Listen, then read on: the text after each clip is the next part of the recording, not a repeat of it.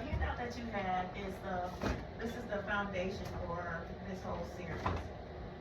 And we call it In the Beginning. And so the beginning comes from Genesis. And we read for ourselves where the difference between man and woman and the importance and value of our name. And so that's where the start of that handout is speaking to. But it was significant how woman was created. Woman was not created from the dust like the man. Woman was brought to man after he was asleep. Is that what it says? I mean, you can use a different source. The King James Version and a Lee version of the Bible. It doesn't matter which one you use. It still is kind of similar. It goes through the process of man being first, and then it talks about him being put to sleep. God takes one of his ribs, closes the space, and then it says that he creates woman, or he brings woman to him. And he had the breath of life breathed into him. And before woman even came to the scene, God told him not to eat of the tree of knowledge. He never told her not to eat of the tree of knowledge. She was meant to have the knowledge. We were so while somebody is reading this to you and teaching it to you, as a woman sitting in your church, trusting that the history and the information is being given to you is correct, they're reading something, but they're saying and implying something else. And that's what we have been missing. And that's also a part of the patriarchal system, that men have this, they have a specific purpose according to Genesis. First thing they had to do was name. That was part of the work. Your name is your nature. That's one of the reasons why your name is so important. Your name being spoken, whether it's in front of you, behind you, it's important that people speak well of your name, because that's part of your nature. So that's one of the aspects of who we are, who we're defined, and how your name evolves over time. So women often take the husband's name. Historically, the men took the woman's name. Our history, just like men did not make queens, queens made kings. And of course, the patriarchal system changed it and made it about him, and he was the one now that made the queen. And it was never that way. It never, the whole system was not structured in that way. So take a minute and look at that sheet. Find anything that you need to highlight, secure your feelings, thoughts.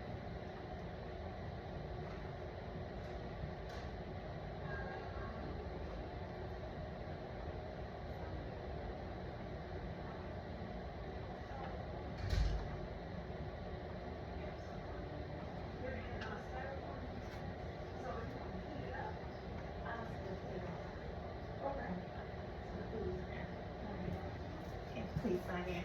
Yes, ma'am. All right. And so that's one of the important elements, that we understand that we have value from the very beginning. So this is not to switch places with men. That's not what we were created for. It said we were created to be a helper. Not just any helper, but a suitable helper. So being a suitable helper means that if he has some task that he has to perform, he needs help with that task. We have been designed divinely to be able to handle the task that he has to handle, because we have to help him with that task. So that means you have equal intelligence, strength, and in some ways they are stronger, in some ways we are stronger. And so the value that you have to have on yourself as you start taking this journey and start really decoding a lot of the things, the symbolism, the language, we have to decode that, because we have to find our center of gravity. We have to find our value. And in order to really be able to navigate, especially in this day and time, you have to have this as your foundation. Otherwise, it's very easy to sway you one way or the other. It's easy to tell you that we're going to tell you what you can do with your body. We're going to tell you whether you can have a baby or not, whether you can get reproductive health or not. We're going to tell you all of this. We're going to make this decision for you because, frankly, you're just not capable of making good decisions for yourself, right? Frankly, you're not strong enough to do what a man does. Frankly, you're not meant to lead. All of that is untrue. We were created for this purpose.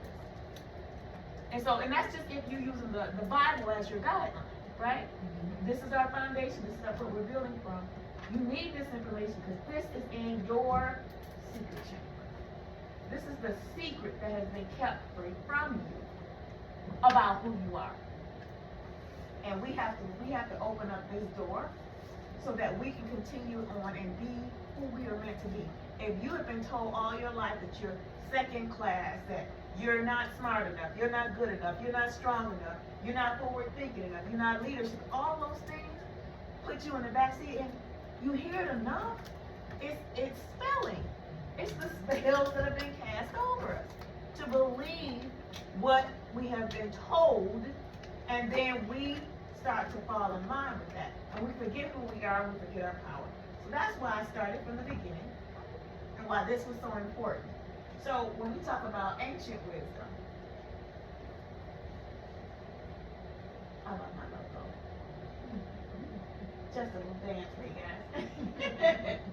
So when we talk about the beginning, when we talk about what this mindset, so the secret chamber is a mindset that is being opened. It's opening the way for us. It's designed to help you find, refine, and define your sacred self. From the beginning. From the beginning, you were created divine. God had you with Him. I'm using Him loosely. God had you with God. You were with Source. And then you were bought. You were already spirit. He created man from the dust. It says from the dust, does it not? He was created from the dust. He is a part of us, but we were already divine. We were already spirit. So that's the physical and the spiritual coming together as one. Bone of my bone, flesh of my flesh. We came together as one. Right? Okay, so it's designed to be the bridge between your physical self and your spiritual self. We are both.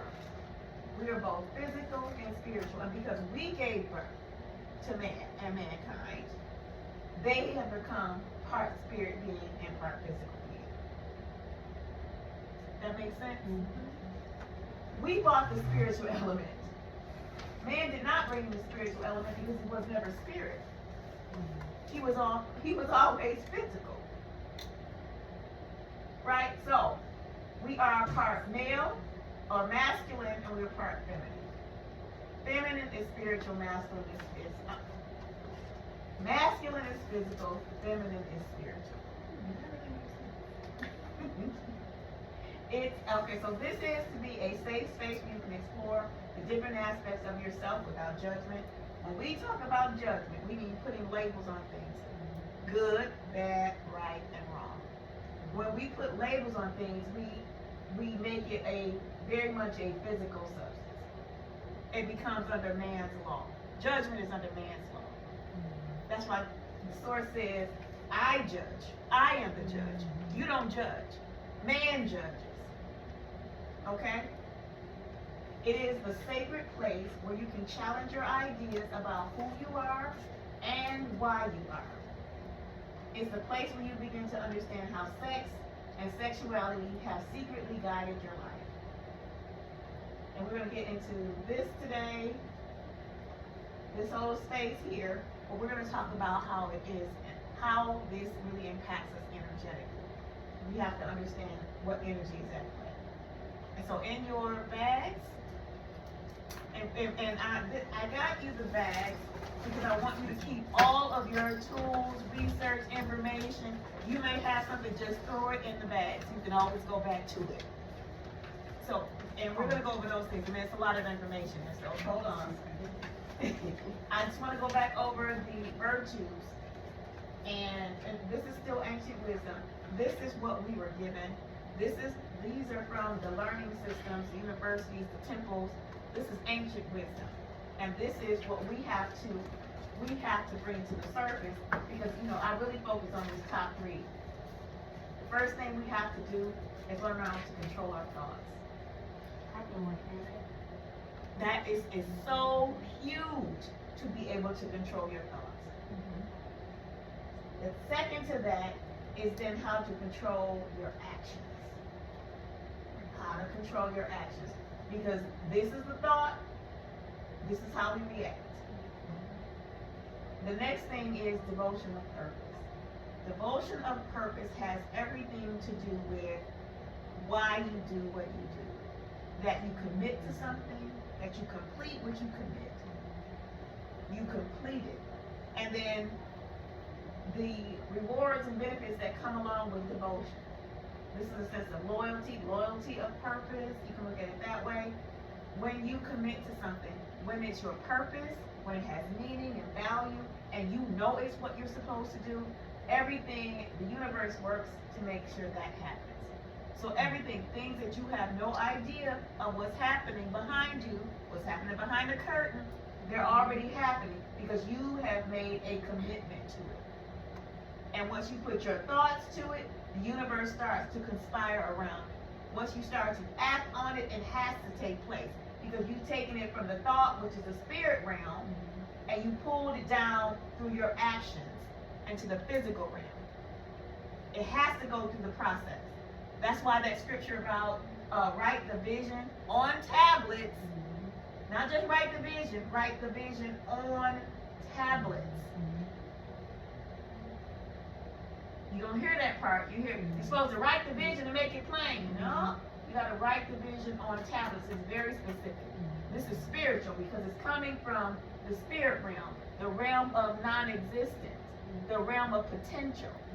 That's what the spiritual realm is, the realm of potential. That is why you're so darn powerful. That's why the universe is going to conspire for your good, because you're already of spirit. You're already of spirit. So you're pulling down what's already yours. It's already yours. And it starts with your thoughts. So be mindful of what you thought, what you're thinking, because by the time you start to be impulsive and it becomes action, it's already set in motion. You already devoted to that purpose, because you've now spoken it, you have now taken action, and now the universe is already set it in motion. We don't have control over a lot of the how things happen. That's spirit. The what you're going to do, because you thought it up, how it happens, it has to happen. Because within mind, the one mind, and if you look at your universal cosmic laws, the one mind is the same mind as God. So it's all connected anyway, right? All right.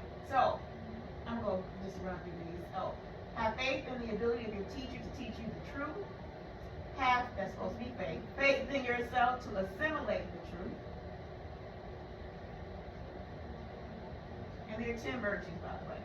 Have faith in yourself to wield the truth. Be free from resentment under the experience of persecution. Be free from resentment under the experience of wrong. Cultivate the ability to distinguish between right and wrong. Cultivate the ability to distinguish between the real and the unreal. The real and the unreal. Because people will tell you that something is real, and that's not your reality, though. Because remember, you're a spirit being. If you succumb to man's law, if you prescribe and follow man's law, spiritual law supersedes man's law.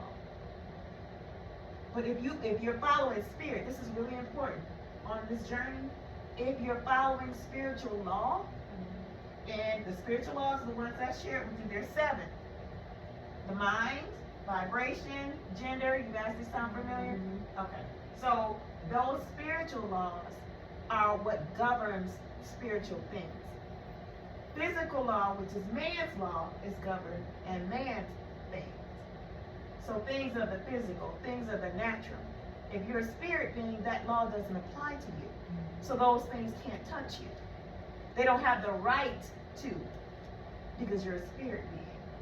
And you're using spiritual tools and you're following spiritual law. So you have to be mindful, who are you serving? If you put all your faith in man, if you put your faith in this president, that's physical, that's man's law. He can change it at will. There is no justice in this system. It's just us. It's no justice, it's just us. This is a man-made system, so it's flawed. Universal law is not flawed. That's why we can't judge, because we can't impact the whole chain of events that happen when we take it into our own hands. We only see this part. We don't see the rest of it. We don't see who's impacted. We don't see whatever happens. Sometimes we need a glimpse to learn the lesson, but otherwise, that's why we can't take revenge. We're spirit beings. If we take revenge on something, a whole chain of events is going to happen, because we're tied into what the universal order is. The law, our universal cosmic law, says if there's masculine, then there's feminine. It says everything is vibrating, everything is moving. All of these laws are already taking everything that we need to have happen, but it's keeping it in order. It's keeping it in order. It's keeping us in order. It's keeping the reverberation of things in order. So when we talk about these virtues, that's why it has to be taught. We're not born with virtue. It has to be taught. And so we talked about the fact that the teacher who teaches that level of virtue can be anything. It could be a bird. It could be my favorite ants. It could be the bees. It could be anything. It could be from a book. It could be from a message you pass on a billboard, and it strikes you the right way, just what you needed to hear. That was your teacher showing up. We have to be open to recognize the package that our teacher may show up in. We can't be so rigid that we can't receive information, because it's spirit, right? And we're spirit beings, so it's going to come through spiritual ways as well. So just keep that in mind. All right. So in review, your name is your nature. Anybody have a meaning for your name? What did you get out of the meaning of your name? Yeah, but I do have another. Nadia, I didn't get your name. I'll email it to you. I'm sorry. Okay.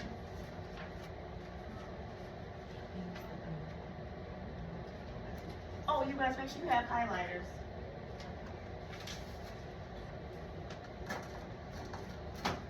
Make sure you have highlighters. Does anybody need a highlighter?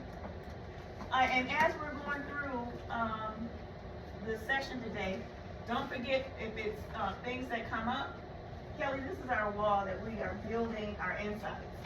So if anything comes up and it strikes you, put it up on your board. So it's some blank ones too, the markers on the tables. Yeah, it's 2 more over there, there's 2, 3 over there. Yeah, so make sure they just put it up there. We're gonna have an opportunity to just pour out, because you're gonna need this. This is gonna be such an amazing tool for you guys. It's going to be such an amazing tool. I can't wait till you get to it. All right. So we talked about the divine purpose of woman. We talked about that she was made of spirit, and man was made of the dust of the physical.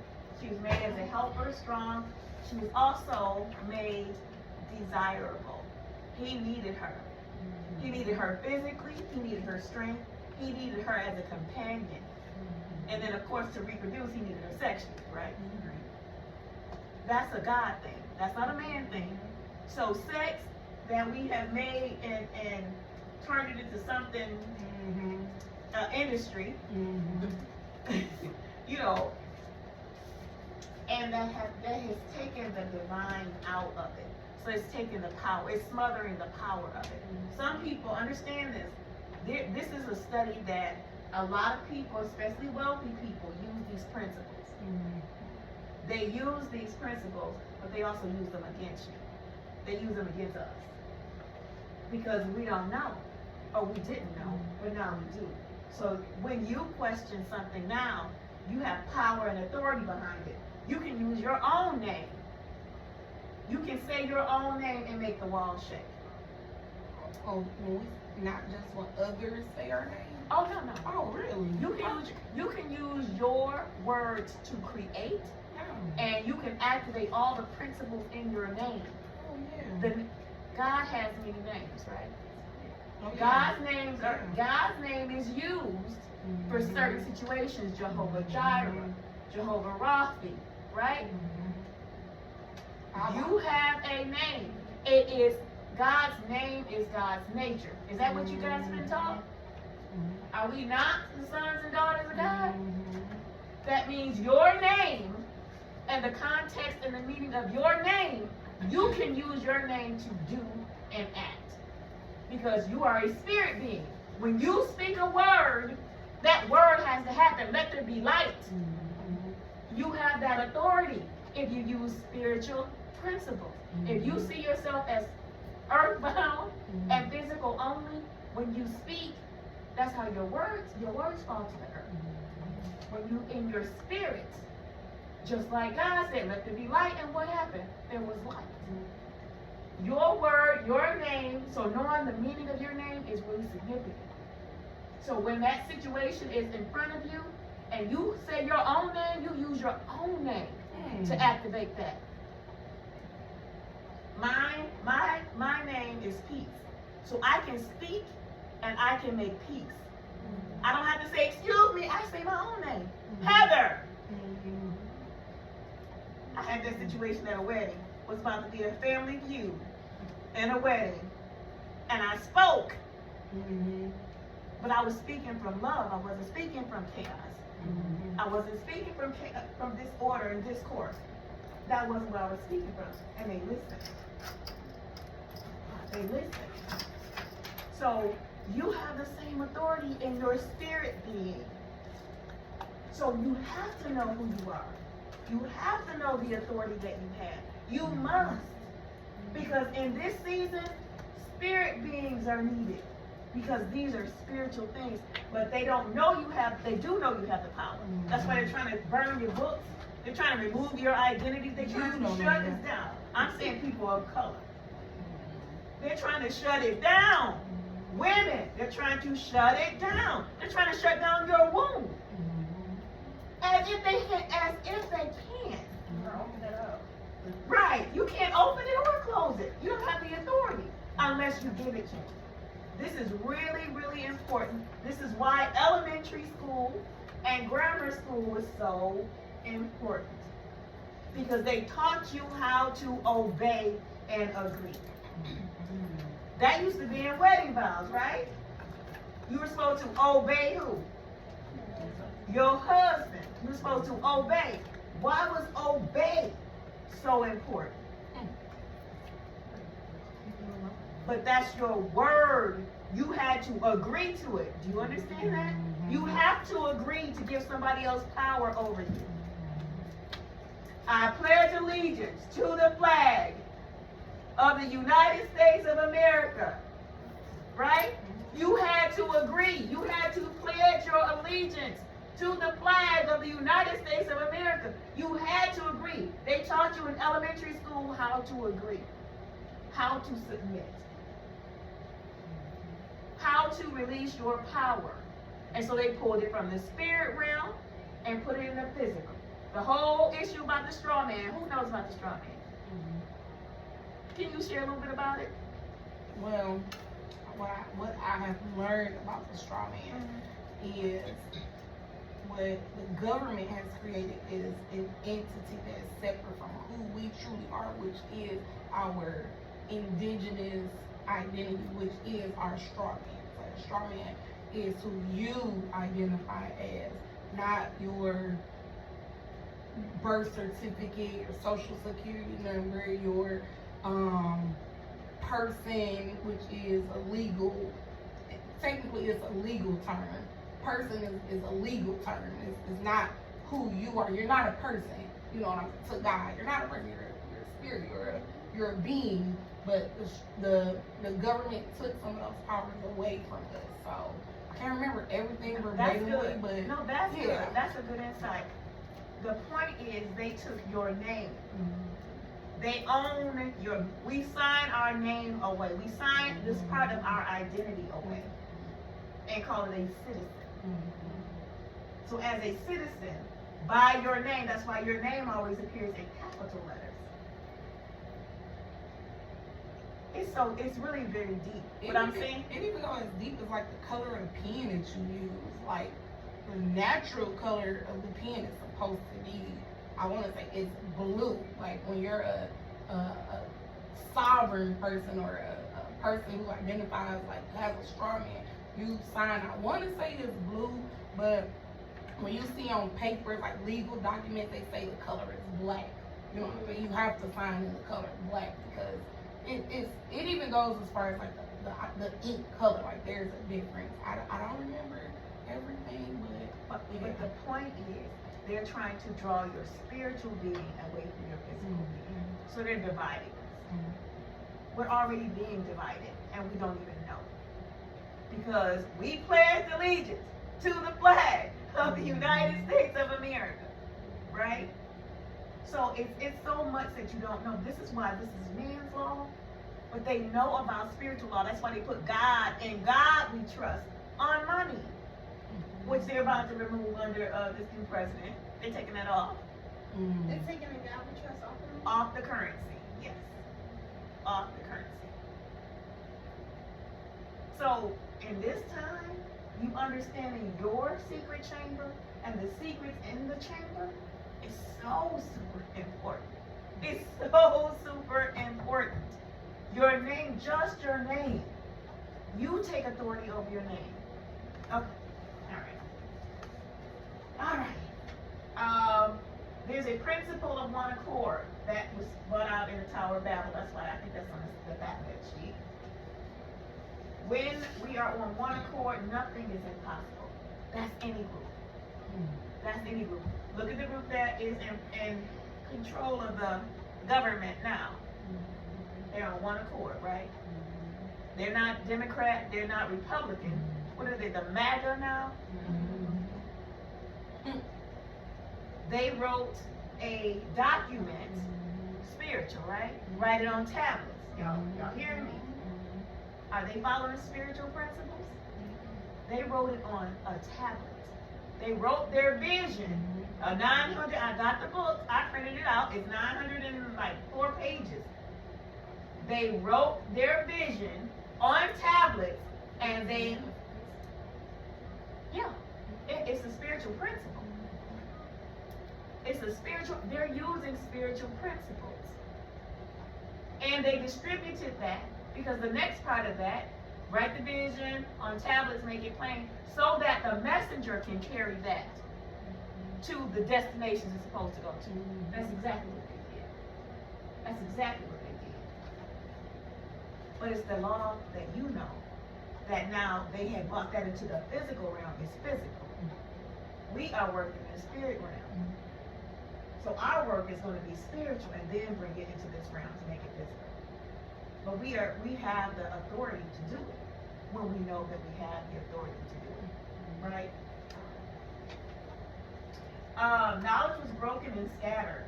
So in the Tower of Babel, not only was the language confounded, they changed the language, then they scattered that knowledge across the world. So different cultures have different pieces of that knowledge. That's why everybody believes that their religious beliefs or their cultural beliefs is the only belief. And everybody else is a heathen, right? Everybody else is wrong. But that's why it seems that way, because it is the truth. It's only a piece of it. The truth comes when all of us come together from different backgrounds, different religions, all of that, different cultures. That's when the truth will be told. Your birth chart and your natal chart. This is about your personality and your purpose. Why are you here? It is confirmation for you why you are here, what you're here to do. And it talks about in your chart, and your north node in particular, it talks about what you're here to learn and gain and what you're here to change. This is the work that we have to do. This is our self-work that we have to do, that you see in that chart. It is the potential of what you can be and what you may or may not want to be. So mine, it's that I can be ruthless. I have the potential to be ruthless. And it's true. I do have those thoughts, but I control those thoughts because that's not who I want to be and that's not how I want to handle things. But it's there. So I had to get control over my thoughts. I don't have control over all of them, not yet. But I know those thoughts I needed to control. So, yeah. Your chakras are your energy centers. What did we learn? What do we know about chakras? What did you guys get? Is it the color that resonates with you about, or where it actually is on your body? The chakra system that we were talking about last week. So it was a couple of ways that we looked at it, right? We looked at how color was in our environment and the space we spend the most time, right? The choices that we have and the ones that we don't have choices in, right? Chakra energy, so it's connected. You should have it in your folder though. Rose, you should have it in your resource book. It's much the same in a resource book. So, anybody have your sheet, your chakra sheet?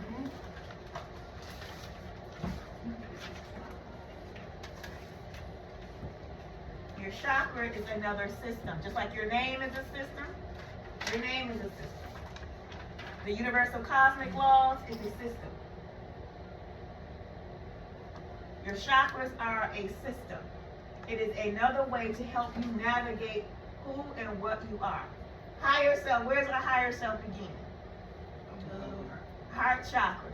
Heart chakra is the middle point between your higher self and your lower self. Our higher self consists of our throat chakra, well first our heart chakra, right? Our ability to love, to give, to show concern, to be grateful, all of that heart chakra. I'm going to show you how this energy plays out too in the physical space. So, heart chakra is middle point. Next is throat chakra. So if you have a sore throat, if you lose your voice, all of that is your throat chakra telling you that you need to do work here. So either you're not saying what you're supposed to say, you're not telling the truth, or the truth that you're telling is not reaching the people it needs to reach. So you're thinking small and it should be bigger. That truth, that guidance, that understanding, that wisdom. If you having throat issues, that's where it's coming from. And you're probably being charged, especially in the time that we're in, to speak more. Or to make your voice, whatever the concerns that you have, the things that you want to see change, you need to be speaking. So, I'll just leave it right there. So the next one is our third eye. Oh, our throat chakra is connected to the color blue. And you can look at it any other color blue, except for like the denim, navy blue color. We're going to look at that as our third eye. Okay, but all other shades of blue you can look at in your throat chakra. So if you keep wearing blue, if you keep seeing blue, you know that's the universe bringing it to your attention. Okay, if your room is blue, if your pillows are blue, bringing it to your attention. Okay? Watch your pillow talk. All right, so the next one is your third eye, which is the color indigo, but it also is your intuition. So if you're having headaches, if you keep having headaches, especially in the front part of your head, that means that you are not either trusting yourself, that's where your doubt comes from, that's when you're not paying attention or listening, and you keep having these headaches, and it gets more intense because it becomes a migraine. Migraine starts to affect your vision, it really starts to work with you. So what have you been dealing with for so long that you have not realized yet? And so pain is an indicator and it's a motivator. It's not pain for the sake of pain. It's to get your attention. So wherever you're having that pain, check the chakra that's in that space. So if my stomach is hurt, if I'm having cramps, it's two things: either my sense of power, which is my solar plexus, I'm going back down now, which is my solar plexus, or it's my sacral. And the sacral could be your creative output, especially if you know if you're a creative person and you're not creative. If it's cooking, if it's sewing, if it's drawing, if it's singing, whatever your creative expression is, if you're not expressing it, your sacral chakra will back up.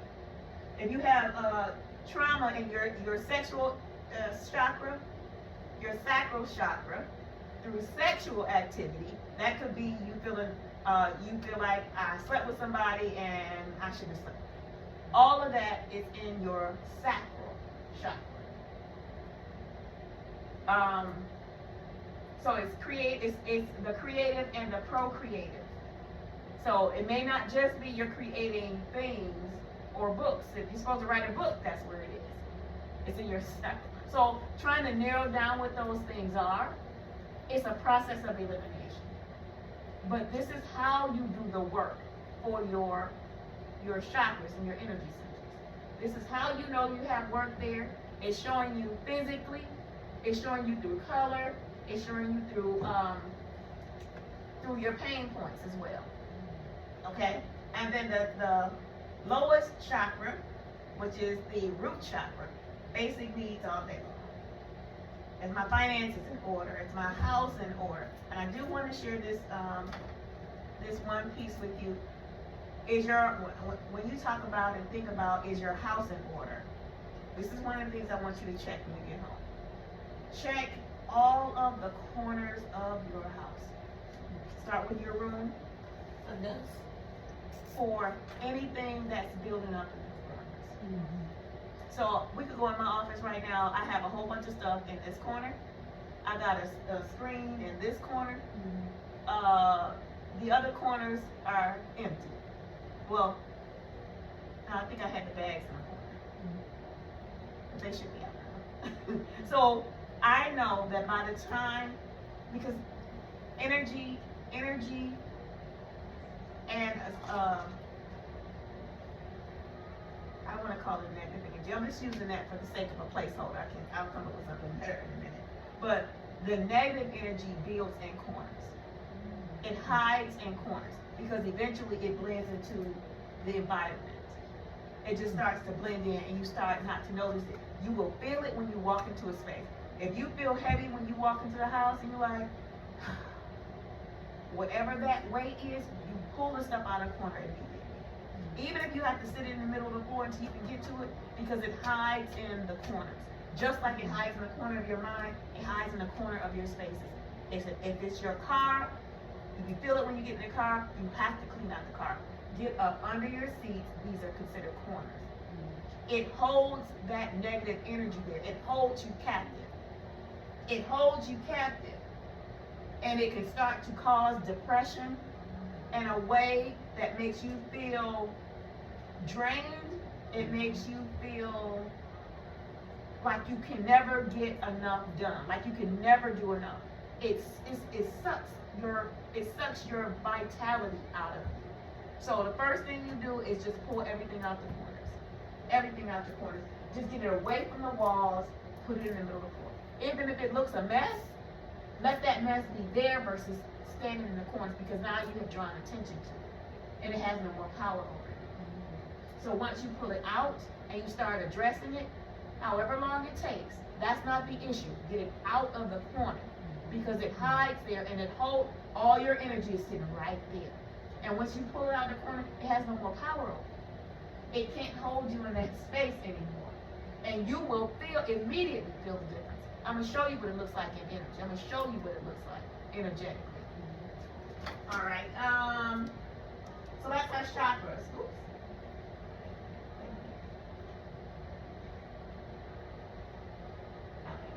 So, work of the higher and lower self, we just talked about that. You are connected to frequency and color. Start giving attention to it. Start giving attention to it. Color combinations, again, the ones that you choose, and especially the ones that you don't. That's how the universe is speaking to us. So we are multilingual. Now your language is chakras. Now your language is color, and your language is frequency. Those are additional languages that you have now. Now your language is resonance. These that you put up on the wall, this is now part of your language. When you start thinking, it's going to be more than one thing that pulls out. Mm-hmm. When you start thinking, you're going to think in clusters. You're giving yourself permission to think differently. We've been programmed to think singular. One idea, one letter plus this letter plus this letter equals this word plus this word equals this sentence. That's how we've been programmed to think and to act and to work. So you are breaking that now. And you have now put that as a language that you understand is also a language of control. it's a language of control. So it's just like learning sign language or French or Spanish, it's another language that you're adding. Math is going to be another language, but when you get to this frequency, this language of frequency and vibration, y'all about to be set free. Alright, so the next one is universal cosmic laws. Again, universal laws are higher than man's law, but you have to make sure that you're honoring universal law and not man's law. Universal law over man's law. You have to choose. If you keep succumbing to man's law and not to universal cosmic law, you will get lost in man's law. And there is no justice in that. There is no justice in man's law. Okay, so law of gender. This is actually universal cosmic law, but what I want to bring to your attention is that the feminine energy is left.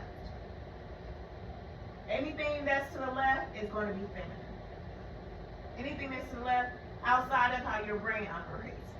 Your feminine on the left, but your brain is feminine on the right. I believe that's how that goes.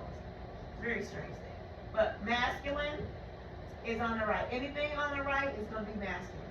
You notice we're saying feminine, we're talking energy here. Feminine versus masculine. Energetically. Hear me, energetically. Because we are both feminine and masculine. We are both. We have to find out in the spaces where we're more feminine or more masculine. That's part of your work to know that. So as you are learning more about, anybody left-handed? No? Nobody's left-handed? Anybody ambidextrous can use both equally? No? Okay. So everybody's right-handed? All this masculine energy in the room. All right. So when you start to frame things in this way, it could be who's sitting on the left of you, who's sitting on. It could be you can use the law. You can use the law in almost any situation to help you navigate certain situations. And you wonder, well, why she always act like this? Why are they always combative? Why? You're going to find that in the cosmic laws, but you're going to find that mostly in the masculine. Not male and female. Everybody with not male and female. Because right now, especially in the time that we're in, there is, especially if you remove the judgment, there is a lot of feminine energy. There's a lot of masculine energy too, but there are a lot more male moving to female versus female moving to male. You see both. You see both.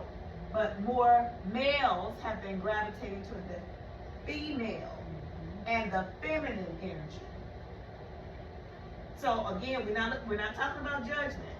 We're talking about energy, right? Okay. Oh, let me go back. Let me just show this. There we go. I wanted to just show this. Your DNA is encoded. Everything that we're talking about, as you learn this right now, you have changed the direction for your children. You have just given them the same thing that you got. You have just encoded it in their DNA. Because we're a recorder. Please hear me with this. Hear me with this. What we have done, and this is the most important marker. What we were doing at the time that our children were born is an imprint. So that means that whatever your mindset was, whatever your activities were during that time, they have been also embedded in your children. And so as they get older, you'll see it show up. So for my son, when he was born, I was organizing events. I was hosting events. I did a lot of that. He can't wait to host a family event. He can't wait to host some kind of event. And then we were traveling, and his dad and I were bringing in scholars and our cultural giants. So our historians, that's what we were doing. We had a business around doing that. And I tell you, and my son started getting on my nerves with all asking me, can we organize this? Can we organize this? We need to do a dinner for this. We got to do that. I'm like, where are you getting all this stuff? I'm like, that's my stuff. That's exactly where I was when he was born. And so these are markers. That DNA is so out cold. It's so out cold. When we talk about God working in generations, this is one of the ways that he works through us, is that DNA code, that double helix. And at the ends of that double helix, there are caps called telomeres. The caps that are called telomeres, they determine how long our children live. It's within, I want to say it's like within 8 years, it tells how long our children live.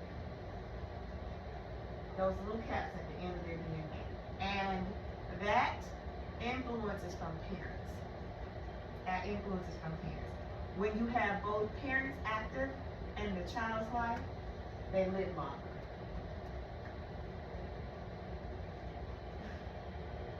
That is so just super amazing to me. That this whole structure, of course, all of it has different meanings, but those particular things, and understanding that this is it's not a blueprint, it's an imprint. It's an imprint. Because our kids can change the blueprint. They can't change the imprint, but they can change the blueprint. That means they can decide from where they are what they are going to do. But we're still imprinted on them. Our journey, our decisions, our choices, our conversations, how we treated other people, how other people treated us, how we allow people to treat us, all of that is encoded. All of that is encoded from mom and dad. So we have to be mindful about the choices we make. We have to be mindful about the things we say, because we have to control first what? Our thoughts. Because our thoughts are imprinted on our children's DNA. So if you're not able to control your thoughts, if you're not able to control your actions, it goes right on the imprint of your children. So they repeat. We call it, I've heard it called generational curses. Mm-hmm. Where are these generational curses? We gotta break generational curses, then we gotta change our minds. Mm-hmm. We have to change our minds, we have to change our attitude, and we have to change our actions.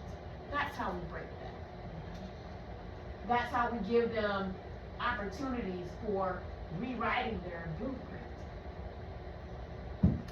All right. And so you know how to get to the natal chart. Everybody has the code to get to the natal chart. So you know how to do your children's chart. You know how to do their chart. You can do it. You still should ask for their permission. Because they are a being, and they can tell you. My niece told me she wasn't ready for me to do her chart. She's 3. I think she was 2 when I asked though. She's like, no, I'm not ready. I'm not ready. I have to honor her word. Alright. So, we talked about the tree of knowledge, and it was the knowledge of good and bad. We talked about what knowledge really meant, what it really means. And we talked about our chakras, our energy centers, universal cosmic law. Can you take out your universal cosmic law sheet?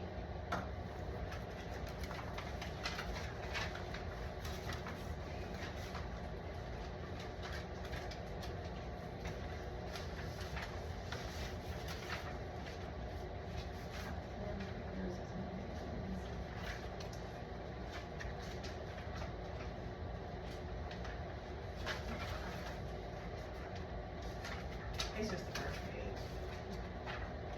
That's the whole. Alright, so if you do research, there are, if you do research, you will see there are other laws that are added. So the law of attraction is added. That's the most recent one. I think that everybody is looking at and kind of analyzing. The ones that I showed you are going to be the basics. You may find some spin-off other ways, but our number is 7. Our number is 7. So 7 is our confirmation. So when you see something in terms of the knowledge, it's going to appear in the 7. If it is knowledge, if it's knowledge, spirituality, and ancestors, so deep history, ancient history, you're going to see it as a 9. So your 7 and your 9 is going to show up. Okay? All right. So the universal cosmic law, the 7 that I'm speaking of, is the law of mentalism. And it says the all is mind, the universe is mental. What that means is that all is in the mind of God. We're all in the mind of God. The creation is in the mind of God. So you cannot avoid being in the mind of God. And that's all of us, whether we think it's good, bad, right, or wrong. If we remove the judgment, even with this president that is super something, if we remove the judgment, it's still in the mind of God. God is both the generator, operator, destroyer. Generator, operator, destroyer. And so metaphysicians use G-O-D as that generator for the G, operator for the O, destroyer for the D. Okay? So you see that in the Kabbalah, you see that with Kabbalists. Metaphysicians typically use that term. And Dr. Freeman L. is another one of our amazing scholars that have this deep, he has deep downloads of connection. So if you want to look at some of his work, he's passed on, but he left a lot of breadcrumbs for us. And so a lot of the information that I'm sharing comes from C. Freeman L. C. Freeman L. So that's number one. So if nothing is outside of the mind of God, it doesn't mean that it's permission. It just means that God is connected to all of it, whether we see it good, bad, right, or wrong. Okay? So the next one is the law of correspondence. And if you've heard this before, as above, so below. So within, as without. So as above, so below. As in heaven, as on earth. Right? So it's a law of correspondence. If it's up, then it's down. If it's happening here, then it's happening there. If it's in the macrocosm, it's happening in the microcosm. Okay? So if it's happening in the universe, it's happening in your body. Okay? That's what we think about the law of correspondence. The law of vibration, nothing rests, everything moves, everything vibrates. So even when it looks like it's absolutely still, it's still moving. Everything is always moving, so therefore it's always changing. Change is always happening. It's unavoidable. Have you ever watched the hands on a clock move? That is the most amazing thing in the world to me. Because every time that little tick moves, that's a minute, that's a second that's gone by. And it happens and it goes by so fast, and you don't get that back. You don't get that back. So everything is vibrating, nothing rests. Polarity. Everything is dual. Everything has poles. Everything has its pair of opposites. Like and unlike are the same.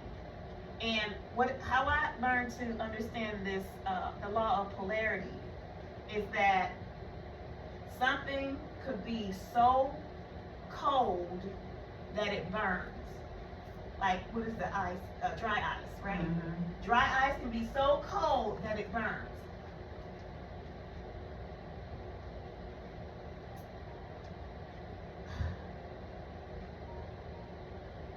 So hot and cold can also be the same. Hot can burn, cold can burn. That's polarity. And it's also to a degree. Like if you have to, it's the degree, pink is a degree of red, the color red. It's a shade, right? That's also polarity. So it's the degree of something. But it's opposing or opposite, but that opposite is not necessarily in the way that we see opposites.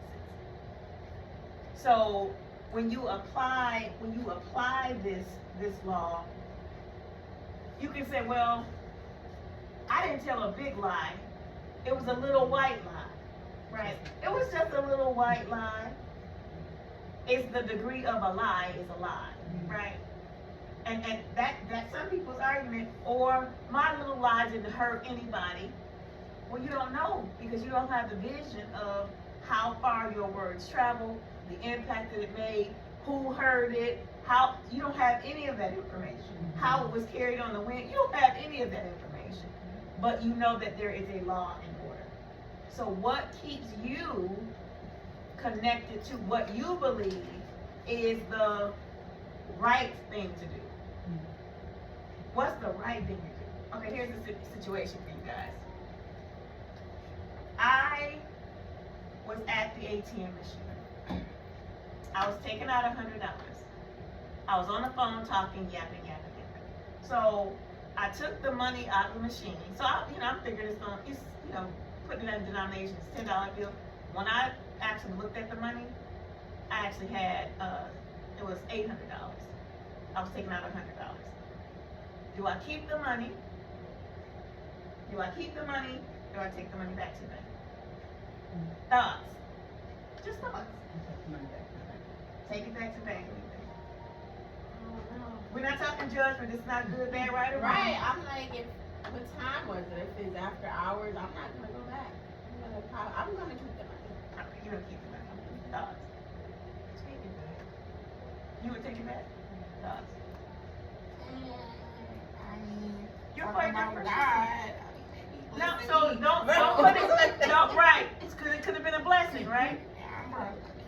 You're gonna keep it. I mean, honestly, in the grand scheme of things, the bank isn't sure. I mean, not trying to rationalize it, But you are rationalizing, but it's okay because that makes sense to you. Yeah. Your process makes sense. This is why you have to pull judgment out, right? I If mean, you're but under judging, different good, bad, right, or wrong, then you're gonna put judgment on it and do it based on judgment. But if I saw somebody walking from the ATM and you were talking on the phone with that, you think you put your money in your pocket, I would go back like, oh, you dropped something. You know what I mean? But that ain't what we're talking about. I know, but it's Right. I know, but it just makes you think of other situations where you wouldn't want to. And it's such a rare occasion, but it's one of those questions that come up like, well, what would you do? If you went to the ATM machine and it gave you more money than what you had actually asked for, what do you do?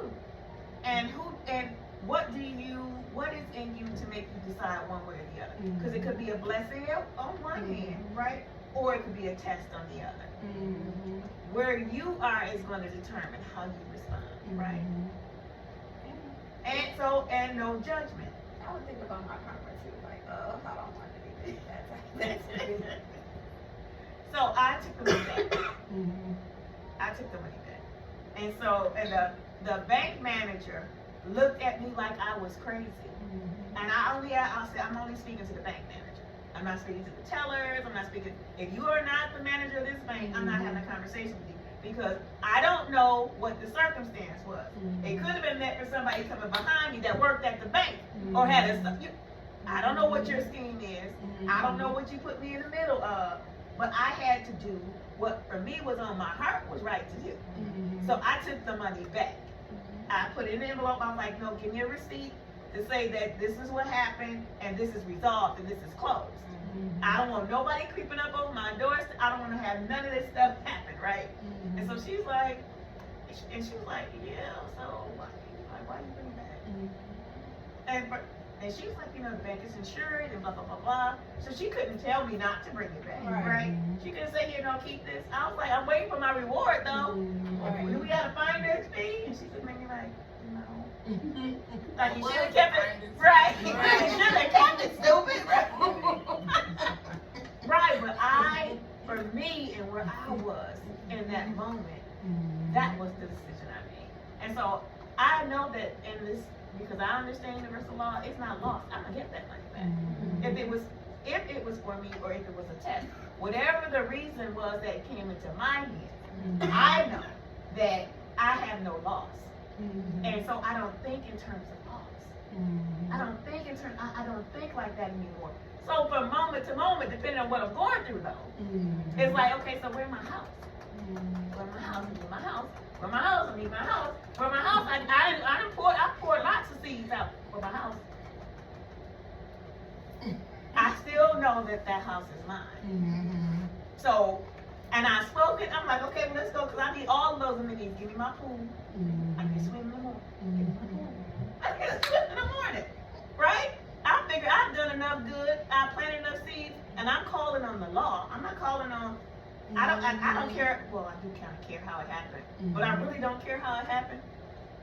Let's go. I'm under law. I'm under spiritual law. I'm not under this man's law. I'm not expecting things to happen the way. I got money back from my ATM machine that I asked for. So if that's a needle in a haystack, imagine my house. Oh, bring it on. Bring it on. Bring it on, right? Okay. So the next one is rhythm. Rhythm. This is one super important cosmic law. It means that what goes around comes around. What goes around comes around. What you sow, therefore, you shall also reap. So that, and knowing that there are cycles. There are seasons and cycles for a reason. Seasons and cycles for a reason. Cause and effect. Cause and effect, right? It talks about nothing escapes chance and nothing escapes the law. Nothing escapes the law. So if I know that, then I can turn some things over. I don't have to be the one to solve the problem. I don't have to solve all problems. What I saw that's in my hands to do, that's what I do. The things I don't, I take my hands off. I don't have to get revenge. And it's been plenty of times. I had a contractor. I was working in an organization.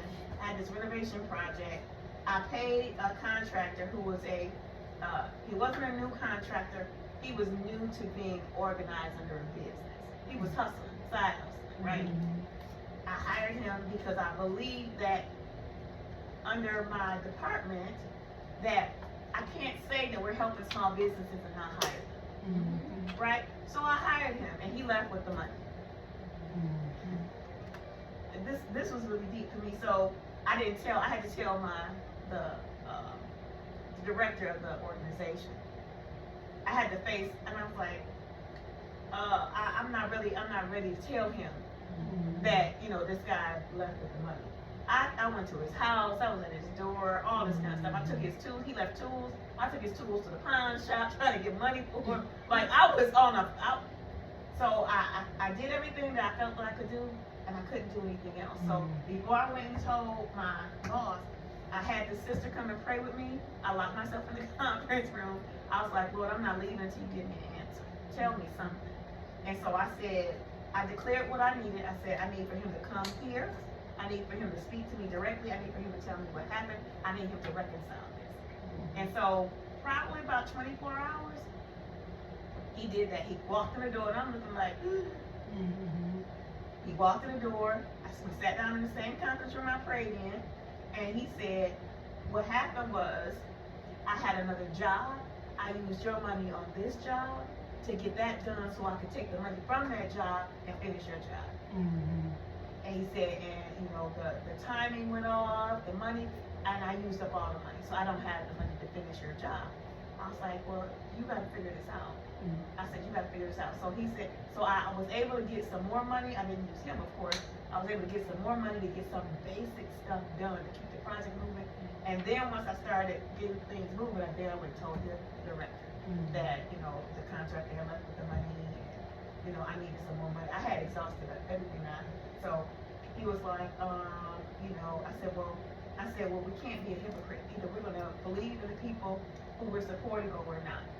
And so I said, and it happened. So what do you want to do? I'm keeping the project moving. I need this much money to get it done. So he gave me the money to get the project finished. So, but maybe a month later, somebody that worked with him, one of the people that worked with him came to get some of the tools that was left that I couldn't sell. And he said that he got killed in a car accident. We had an agreement. He signed that day. He signed an agreement with me that how he was going to come up with this payment plan and repay it, and that he was going to come back. He was going to talk to the director. He was going to come back like the next day or two, talk to the director. He disappeared. And then when the people who worked with him came back to get his tools, he had burned up in a car crash. I was like, God, and I told him, I said, please understand, you think you're doing this to me. You're not doing this to me. I said, this is an agreement, it's a covenant. It's not just an agreement, this is a covenant for you, for your benefit. It's not for my benefit, it's for your benefit. And when I say the accident he was in he he literally burned to death. He couldn't get out. So one side of his van, the doors didn't open. Only side that opened was the driver's side. And within the accident he had was pinned, all of the doors on the driver's side were pinned, so he couldn't get out the van. He couldn't break the glass, nothing. He ended up dying a brutal death. And so I'm like, I didn't have to do anything. I would never have wished anything like that on him, right? But that your covenant was with God. It wasn't with me at that point. I did everything I could do, even to protect you, and you still discarded as if it wasn't important. Don't. God said. God said. I didn't. And again, I would never wish anything. So I don't have to put my hands on nothing no more. Like, you don't want to get on the wrong side of this fight. You don't want to do that. So I am quick to apologize, because I don't want to be on the wrong side of that either. I'm quick to forgive and quick to apologize. I don't want to hold nothing. And so, but that was a hard lesson for me to learn. I'm praying that you guys got that lesson. So that's not just it's God's revenge on stuff and the law working. It's more than you could ever do. It's more than you could ever do. So Heather, I was gonna say this to you. That's where I'm at with everything that's happening with that president. I can't worry about what he's doing, because God already knows what he's doing. He'll stop him when it's time to stop. Oh yeah. I control what happens in my household and what happens to me. I have nothing to do or say about what happens in Washington, D.C. I'm not there. I can't control it. Right. All I can do is count on who does control it. That's right. And I had to surrender that too. Because some days stuff is so heavy. Yes. It's so heavy. And people are in fear, and people are acting even more crazy than him. Like, it just unleashed this beast. But then God will say, that's my territory. Stop encroaching on it. And that's all I need to hear. When I hear that, and I hear it quite often, but when I hear him say that, Right. I'm like, you're so right. Let me get back to what I'm trying to do here. Because you told me to go do this, and I'm busy over here looking at this. You said over here. So I'm going to go right back over here. Please forget. That's right. That's all I can do. I am not getting in the middle of that. I'm not putting my hands or my fingers over there. I will do what you call me to do, and that's what I'm doing. Yes, thank you for that. All right, so we are going to pick up on this frequency. I want you all to start to apply the tools that you've been given. Start to apply the tools. So the last one with gender, which we already talked about, the masculine and feminine. We are going to, okay, so you're going to need the information that's in your bag. The information that's in your bag.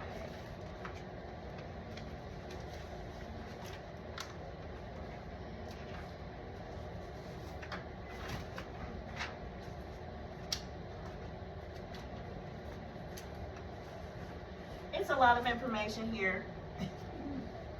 I know I'm over information. I like that about myself. I like this about myself, that I'm so over information. But some things I really want to point out to you. It says the effects of frequency and vibration. I want you to leave with this understanding of frequency and vibration. So you're going to need to write this down. You're going to need to write this down. Frequency and vibration.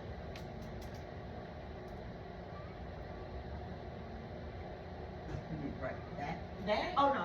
I'm gonna tell it to you. I'm gonna share it with you. So, self-control. That's what you want us to write, self-control? I want you to write this down. Okay. Self-control is about the three principles that we started this conversation with. Control of thought,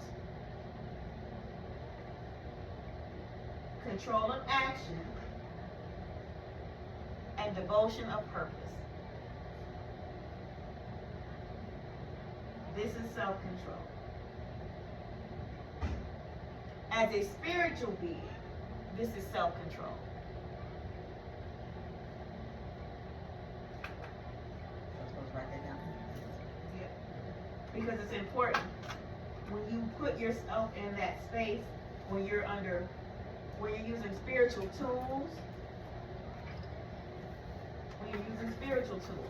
this is your spirit work. This is when you separate yourself from the physical. Okay, so you said self-control, thought, action, emotional purpose. Yes. And what was the next one? One is right.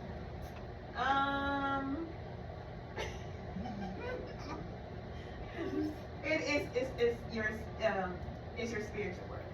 It's your spiritual work. What did she ask? She asked what did I add? Oh, okay. I was saying being a spiritual being. Mm-hmm. As a spiritual being, Okay. self-control. It's different for what it looks like as a physical being.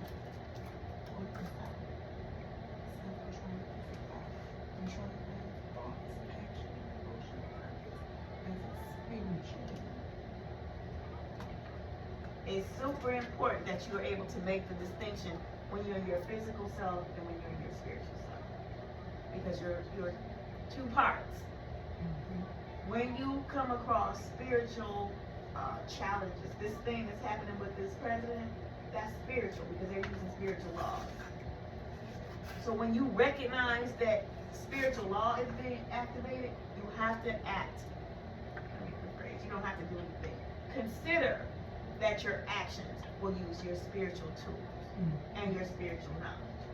Because you may not see it right away, but when you do, that awareness kicks in, and now you have to have this sense of self-control. And because we tend to be impulsive, in our physical self, we're impulsive. We're gonna act right away, we're gonna snap back, we're gonna do all of that, because that's in our physical being. The spiritual being has self-control. Our physical being, not always, not so much, not right away. We're impulsive. So we have to switch over, otherwise we're under man's law. And if we're under man's law, that means we have to submit to what this president is saying. And you'll be held to that standard, so the police could come, like all the stuff that comes with that shows up at your door too. We're not under that law. Question. Like, do these laws or universal laws of the universe, do these apply to the men as well? Yes, it applies to spiritual beings. Okay, because like I would work with, like, my business partners are guys. I'm the only female, so Okay. sometimes it's like they're crazy. I'm like, oh my god, like I'm trying to keep everybody with a level head, but I'm like, goodness gracious, like it's almost like they need to be learning this as well, because they're getting ready to fly off the hinges, and sometimes, I mean, when men get to that point, you know, they're impulsive, you know, Yes, so very much. it's like they need to have an understanding of this. Sometimes I don't know what to do. Like, I feel like I'm stuck in the middle, and you know, I'm trying to stay mutual or neutral, but it's kind of like I kind of need to be like the corner, so I'm listening to them too, because they're impulsive. They're quick to get upset. But remember, they're also, as we all have been, indoctrinated in a patriarchal system. Yeah. So a woman telling them what to do, depending on where they are, they may not be able to receive it. So you might have to use spiritual law, spiritual principles. You have to use your sacred feminine energy. Yeah. And I have the power to do that. Like they listen to me, but it's like I have to hear, like I have to see where they're going first. And then I have to be like, okay, come on, y'all. Like, y'all going down a rabbit hole. Like, bring it back. Like, we don't have to go there. We don't have to think like that, you know. So, okay, I can have more influence there. I just didn't know. And you do, yeah. It's so only us women, like, but okay. We just tend to be more receptive, but we had to go back and we had to be programmed to have this conversation. Because we may not have been ready to hear this. Yeah. Had we not gone back and then gone forward and understood, because we read it for what it said versus what somebody is reading and applying to you or implying to you. A lot of this history has been implied, and then it became law. Like, women were burned for less. Medicine women, healing women, all of that has been, over time, our value of who we are and what we bring has been is being suffocated. And then we now have become the threat. And they go all the way back to Genesis to use this as an excuse. Well, you were the one, if you had never pulled off the, eaten off the tree, you corrupted him.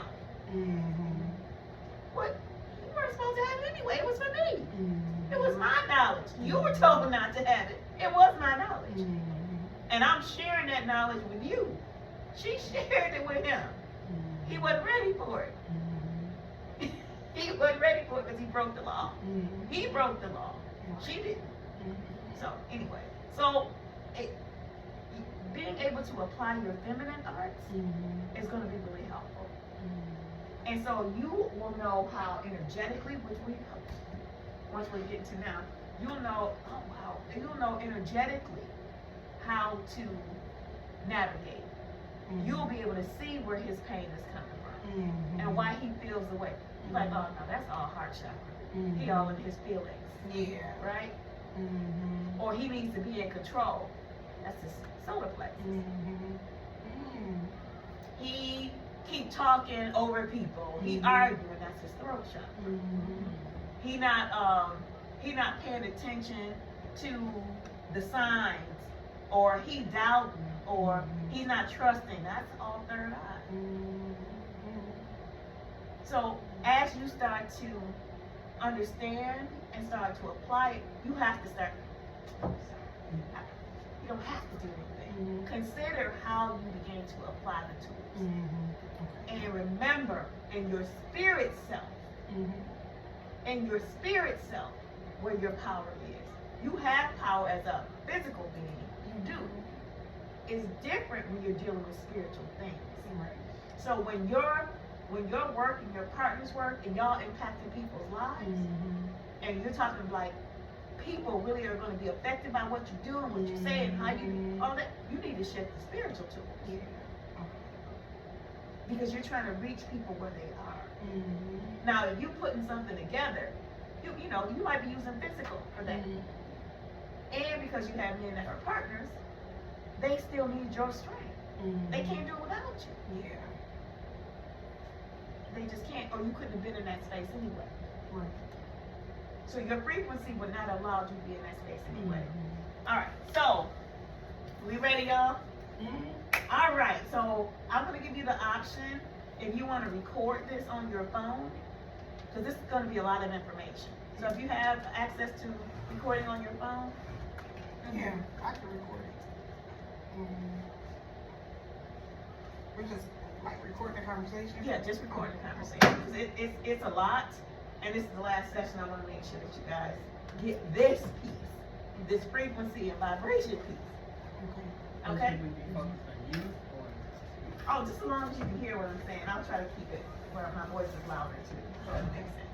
We're recording. Okay. You can use your phone to record. You okay? You have to stop.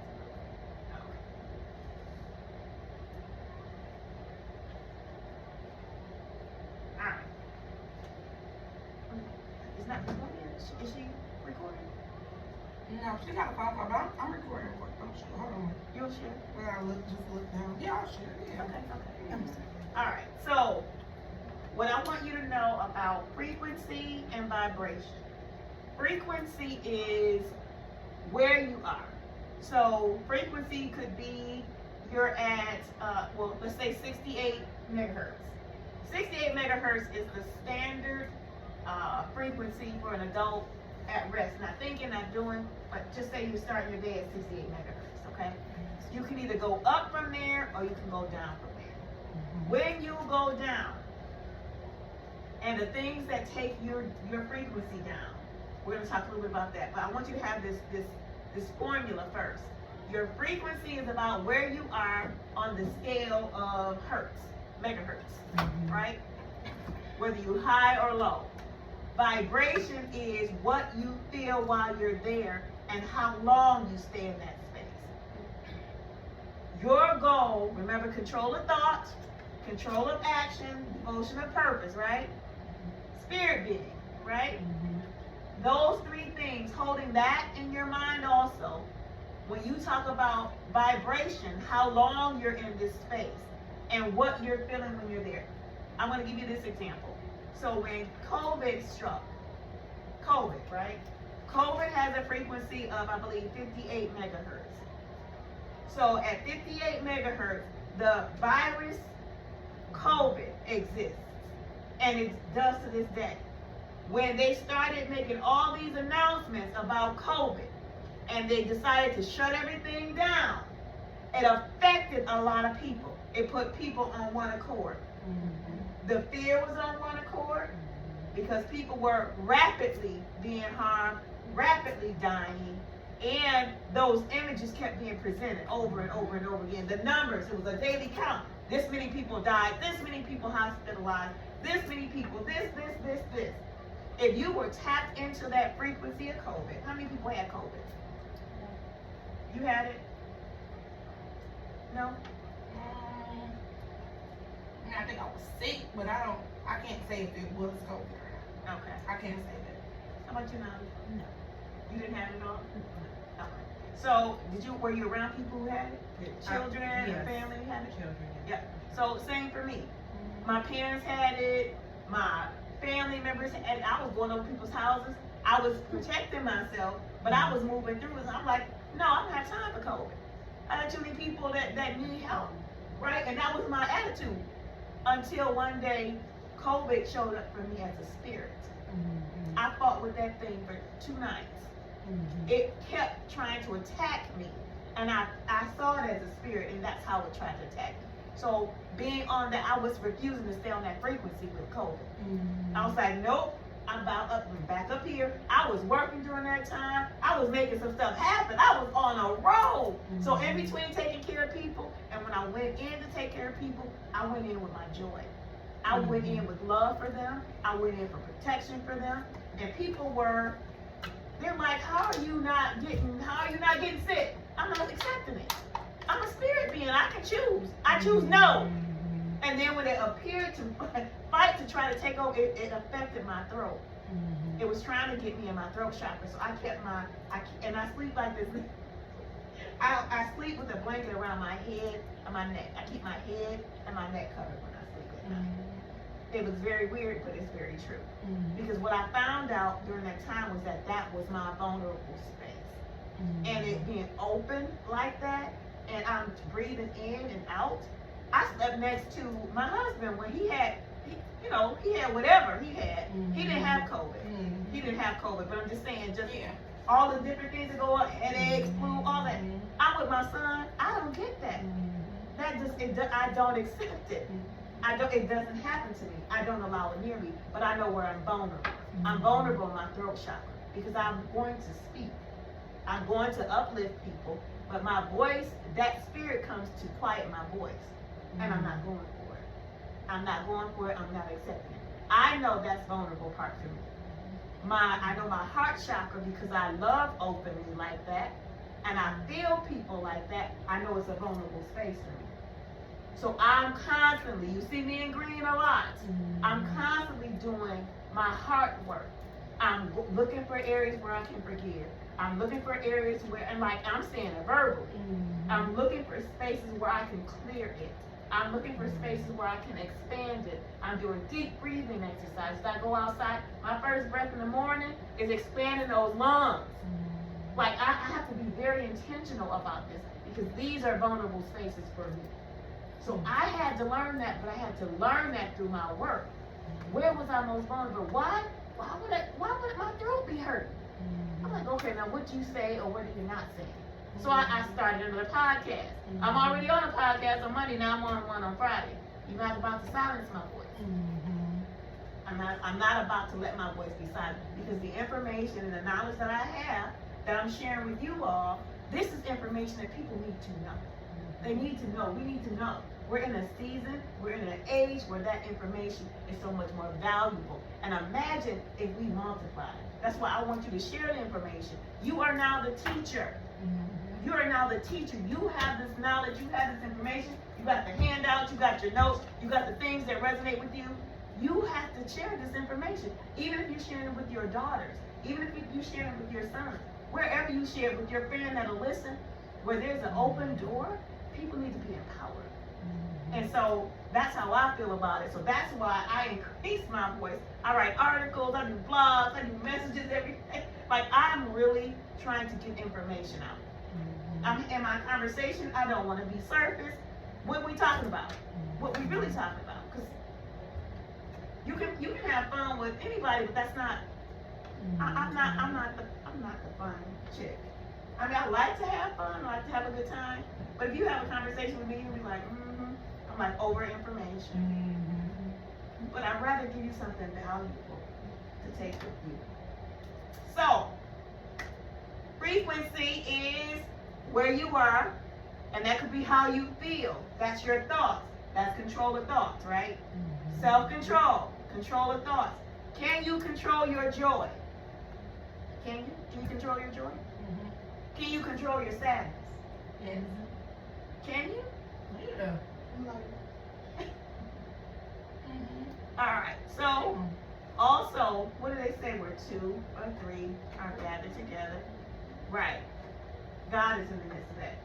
So when you're in a situation, who are you pulling in? Are you pulling in that spiritual energy? That's really what that's saying. Where 2 or 3 spiritual people are gathered in on one accord, and we agree on a situation or circumstances, God is in the midst. That means it sends that message, that universal cosmic law, it sent it out because you had control of thought, right? What's the next one? Control of what? Actions. Actions. What's the next one? Devotion. Devotion of purpose. Commitment. Commitment.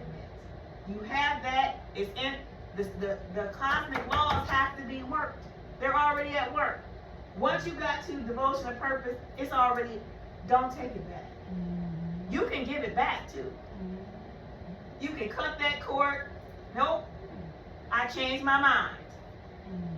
By the words I speak. I changed my mind by the action I took. I changed my mind by going here instead of there. I'm going to take it into my own hands. Right? Right.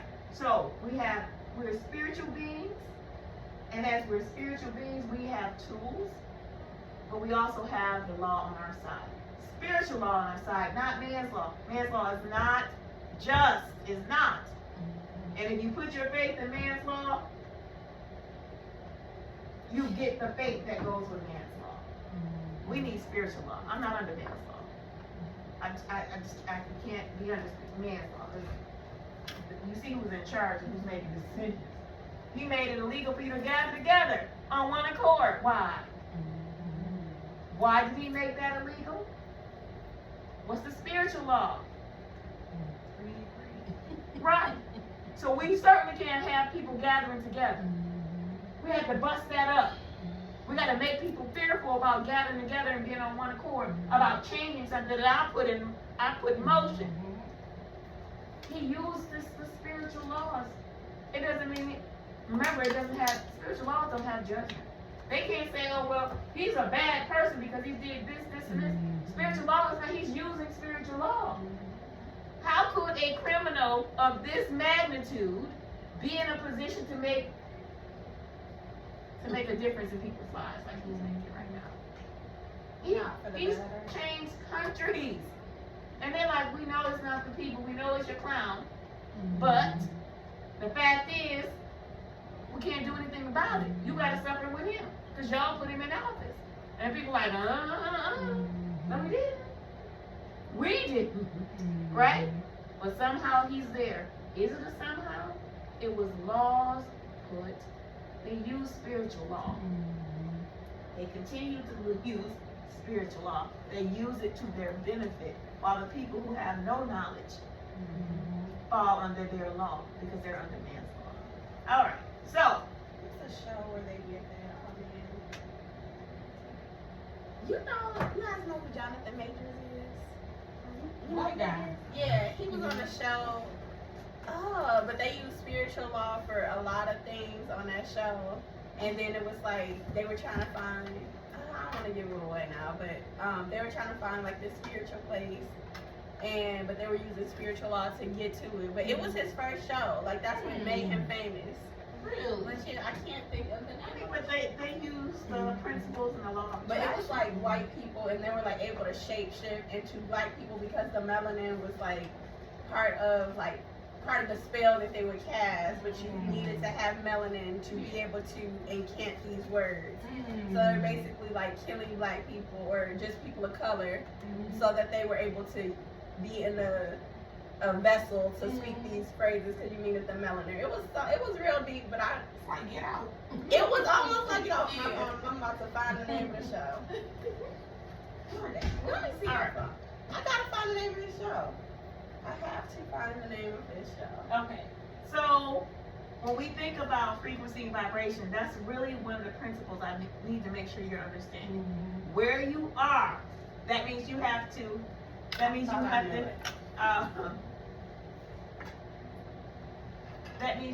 don't have to do anything, forgive me. This is an opportunity. It's an opportunity. Okay? Take advantage of that opportunity. Alright, so I want you to, so this first page, and I notice that my words didn't come out very clear. This is all about attitude. On the first page of the sheet, these are all attitudes. Yes. These are all attitudes. So let me go from the top. There's a reason why laughter, joy, gratitude, love, forgiveness, grace, courtesy, being polite is important to our health and our world. It's energy. It's energy. It is an energetic exchange inside of our body and outside of our body. The body is and has a subtle energy field in which you are connected to all things near and far. When a person's awareness is heightened and they have a tendency to feel how others may feel, we call it being empathic. Those who have this gift show up in the world in different ways. Eventually, they are to elevate from empath to alchemist. Their higher purpose is to change the negative energy signature of a person, the frequency and vibration. That's where you are and how long you're there, right? How long you hold that feeling. How long you hold hate. How long you hold unforgiveness will keep you at that frequency. And you benefit from what's at that frequency and what's operating at that frequency and who is operating at that frequency. It's going to keep drawing those same type of people and or experiences to you the longer you're on that vibration. The longer you're there. COVID lasted so long because there were so many people on that vibration. They were feeling the illness for long periods of time. Then they gave it a number and said this whole process is going to take you 10 days to get through it. By the time you're at 15 days, you're okay. And people believed it, therefore people went 10 days with the illness and then 5 days for recovery. And then they're back out again. Because they made that a declaration that people bought into. Does that make sense? Are you guys getting that? So COVID lasted and affected so many people because they were all on the same frequency. All on the same frequency. And the longer you were there, the more symptoms you experienced. And once your frequency started to drop, that was the onset of death. So if you go, just put the page open just for a second. It says here is why frequency and vibration are important. So do you see where it says cold symptoms, 58 megahertz. Cold and flu, that's where COVID exists. 58, 57, 55. Where does cancer exist? 42 megahertz. 42 megahertz is where cancer exists.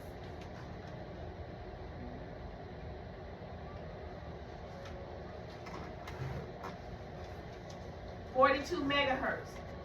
So one of the opportunities that we have, all of us have cancer cells. Are they activated positively or negatively?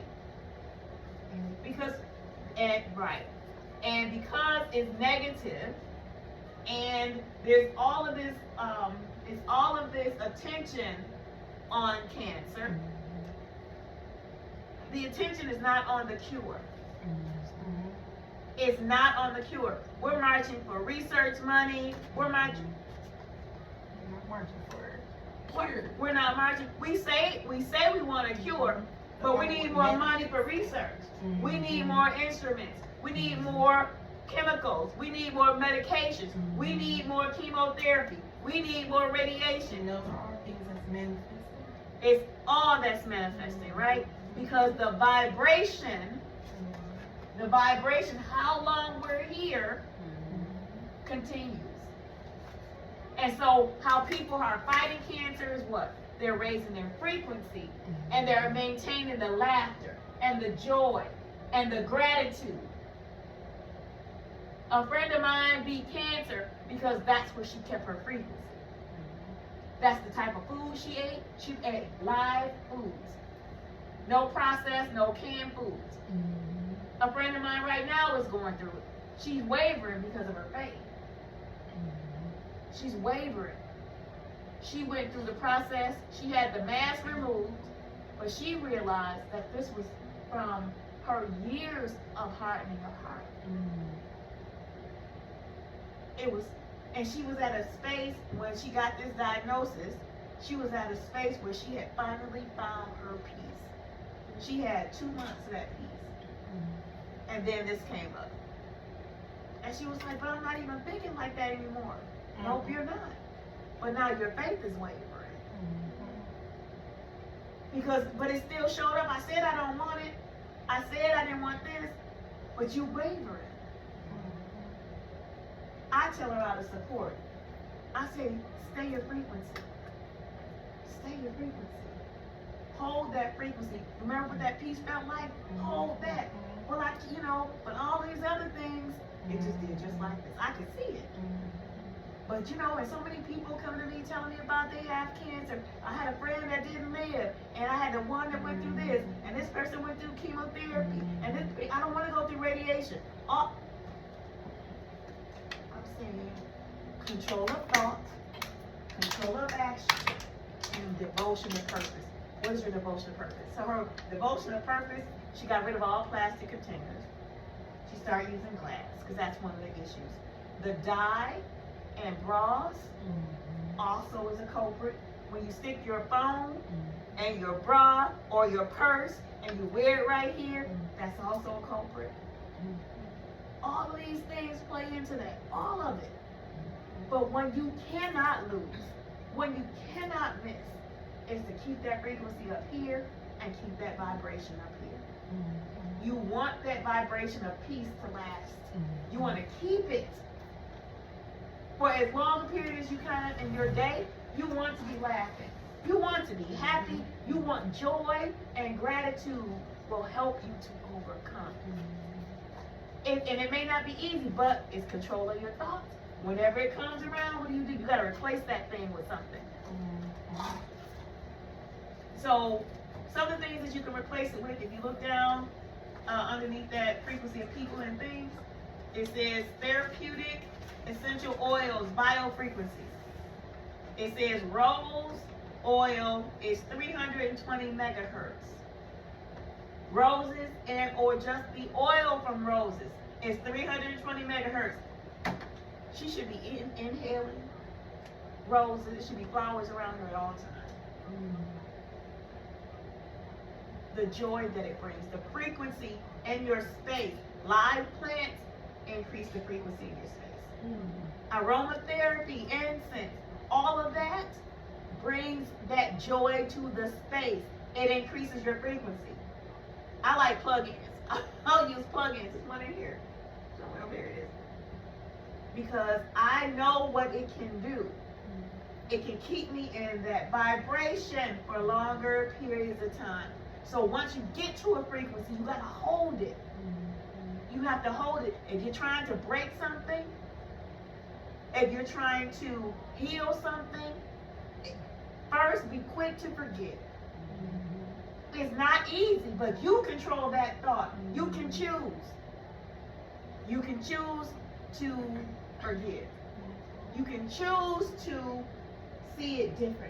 You can choose to take your hands off and let God do what God does. You can choose to follow spiritual law. You have to choose. You have to control your thought. Thought control is choice. That is what it is. Choice. Action is followed by that. Can you say you forgive and do the same thing you've always done? No. No. Are you devoted? Are you committed to that forgiveness? Yes. Break everything that's connected to it. Everything. All right. And so this last piece that we're going to spend some time on is this subtle energy body. I need for you guys to really, really take this information in. Okay, so at the bottom it says, there's so much more to understand, but for now, here are your keys to the secret chamber. Spirit, body, mind, thought, actions, words, frequency, vibration, chakras, energy, feminine, masculine, and source. These are all the keys. So this is everything that we've been talking about. I want to walk you through this energy space. So the door is open, but you must walk through it, meaning seeking new information and insights. You can't stop here. You have information to go back. It's not going to happen all at once. It's not. But the point that you continue to build on the information, review the information, because you have to be reprogrammed. It takes 7 to 10 days to form a new habit. It takes 10 to 21 days for that habit to form. It's a biochemical process. Your mind is going to go back to reset. It's going to want to go back to reset. But what do you have? Control of thought. You see how that keeps going back? Your mind is going to go back and reset to where you were before you had this workshop, this series. It's going to go back. I did it 3 Fridays, right? From where we started, the 7th, 14th, the 14th, 21st, the 28th. That's 3 consecutive 7-day cycles.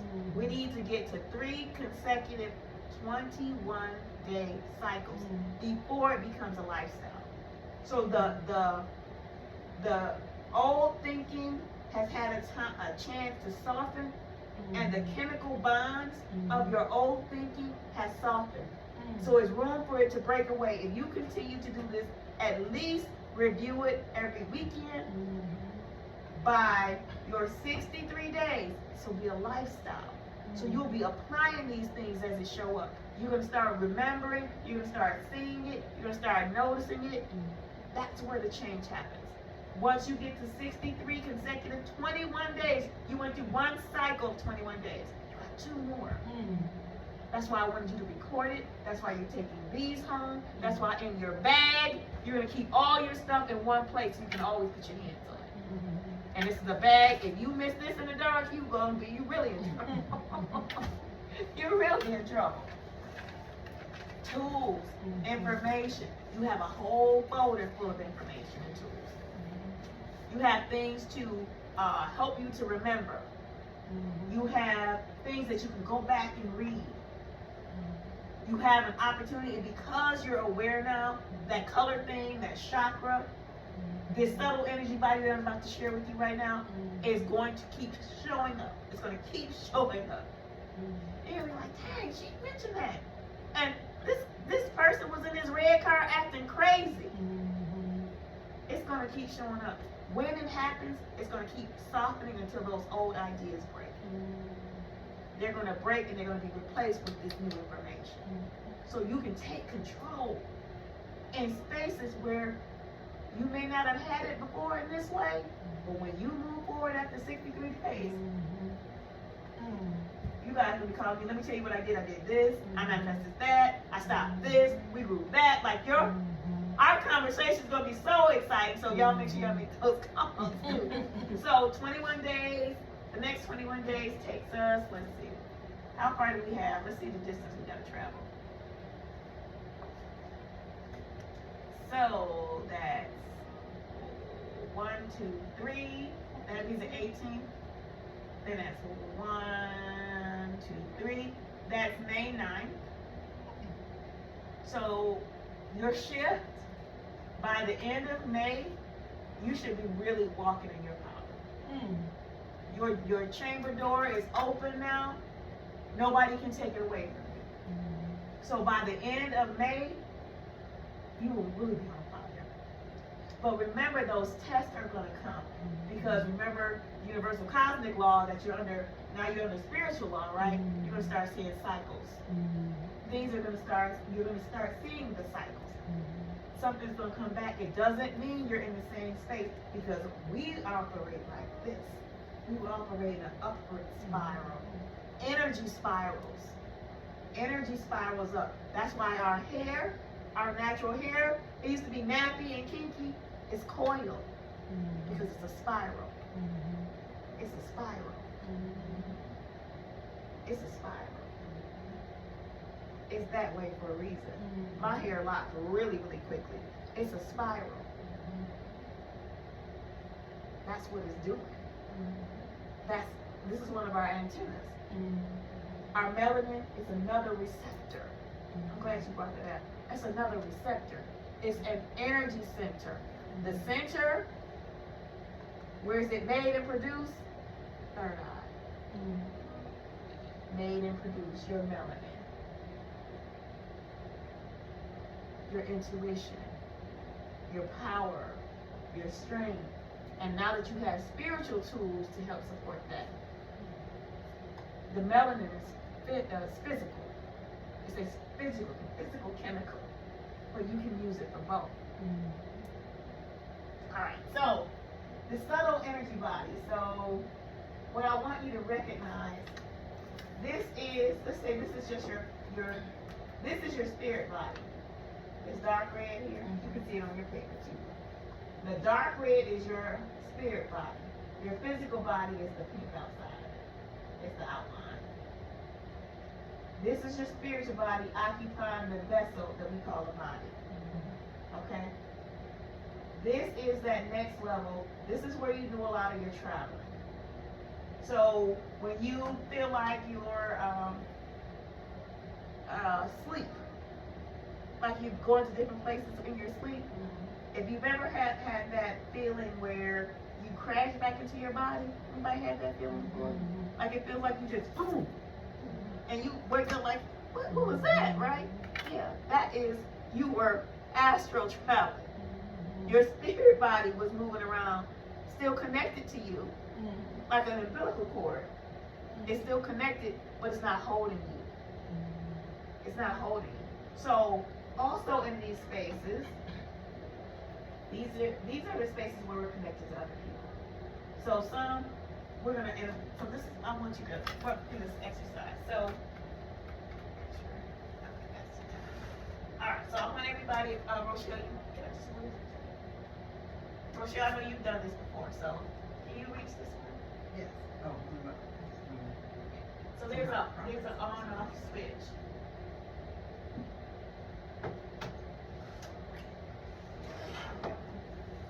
You got all the water. There you go. So there's an on-off switch. I want you to have an understanding about, you got one? Okay, so I'm gonna use, this is my big one.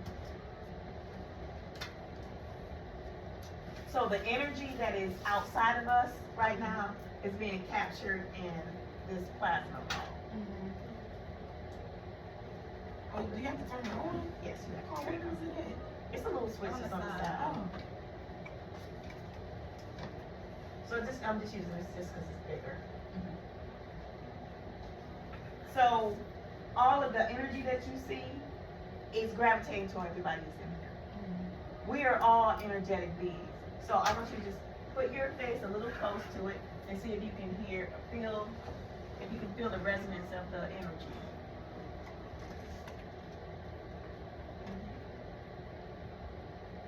You feel it? Okay. This is the same energy, it's just being captured in this ball. So what I want you to do is put your finger at the very top of the ball. What do you feel?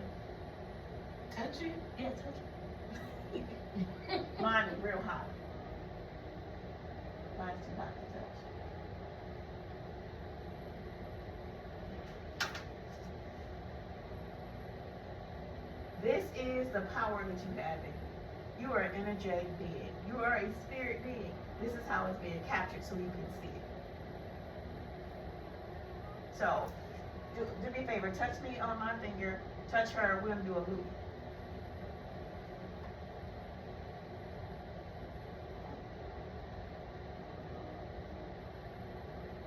It's too hot for me.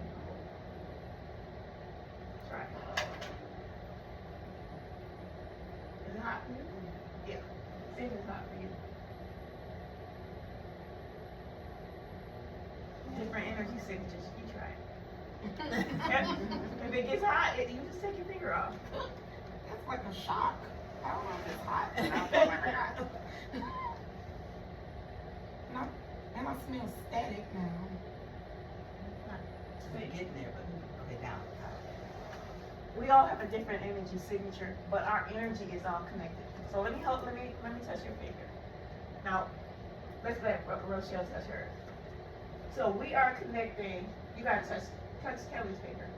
Now I'll touch it. Look at it. Look at the difference. You guys see the difference? I'm gonna let mine go.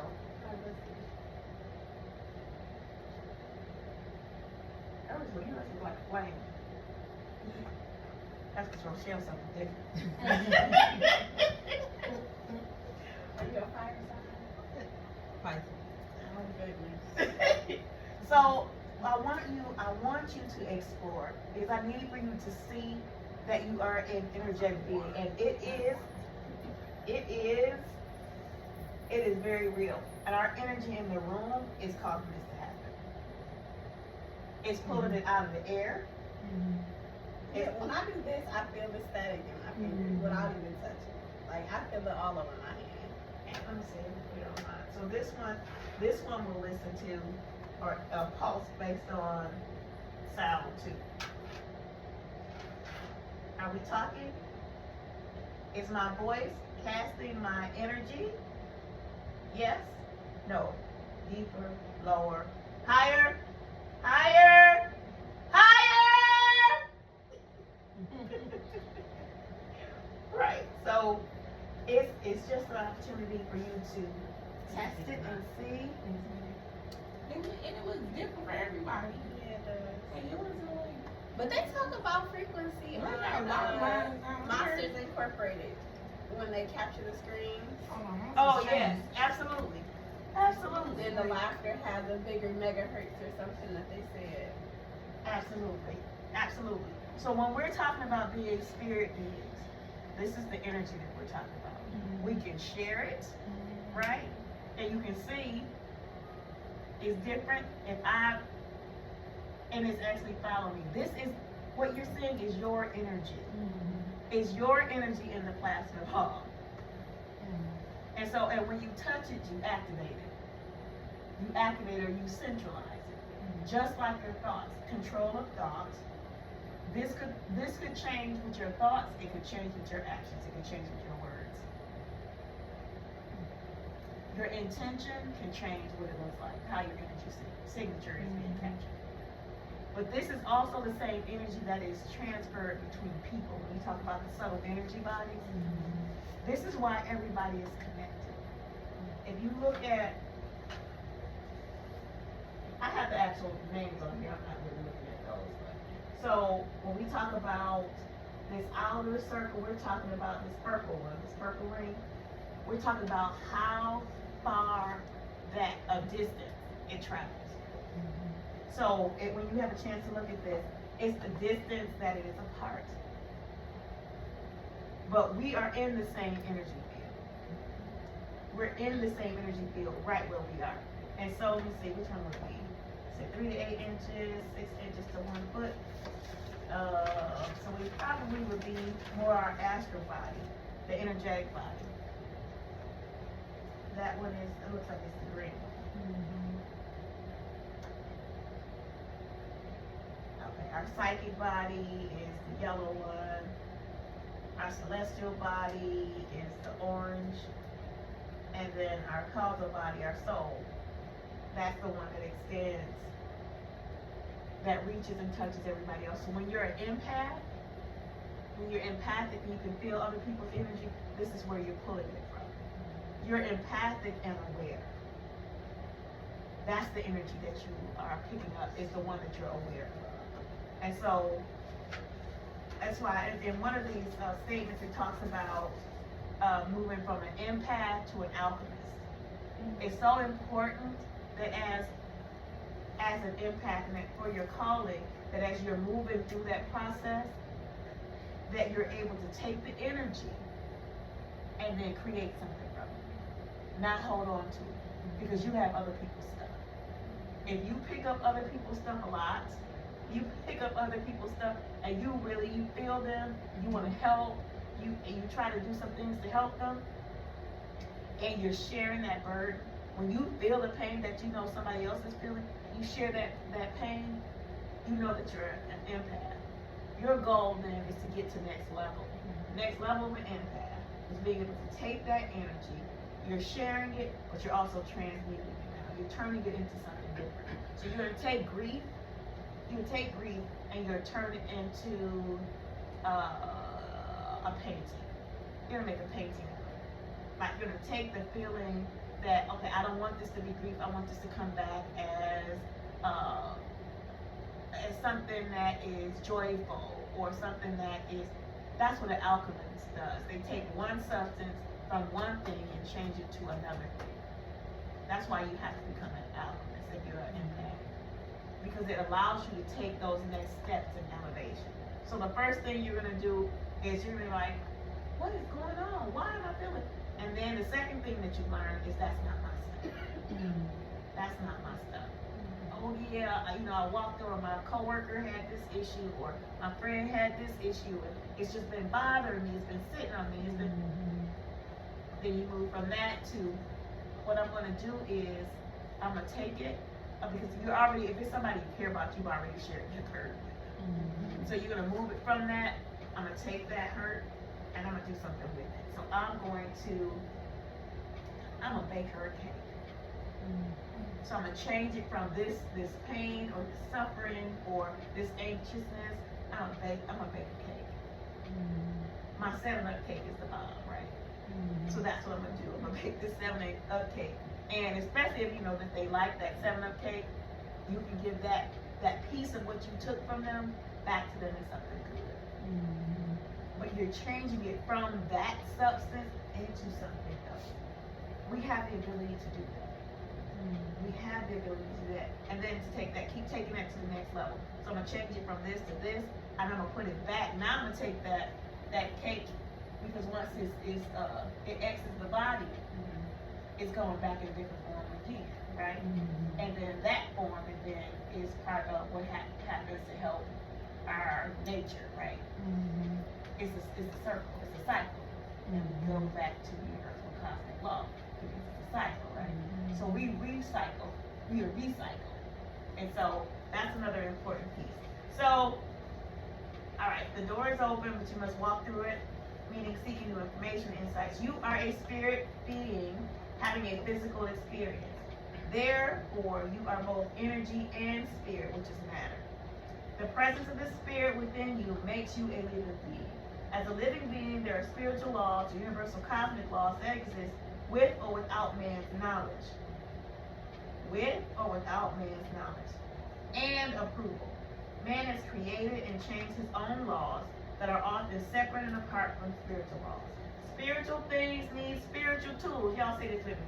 Spiritual things need spiritual tools. Physical things need physical tools. Physical things need physical tools. Meaning both are required because you are both. So when you are solving real problems, you're going to have to use this. Forgive me. Consider using your spiritual tools and your physical tools. So you have a headache, you take an aspirin for the headache, but then you get to the bottom of what the headache is about. What have you been thinking about? What has been pouring on you? What is here? What is happening with your intuition?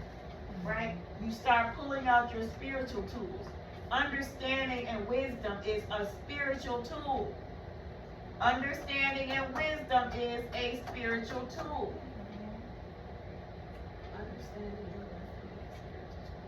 It's a spiritual tool, spiritual process. So once you have relief from here, your work is not over because you're a spirit being.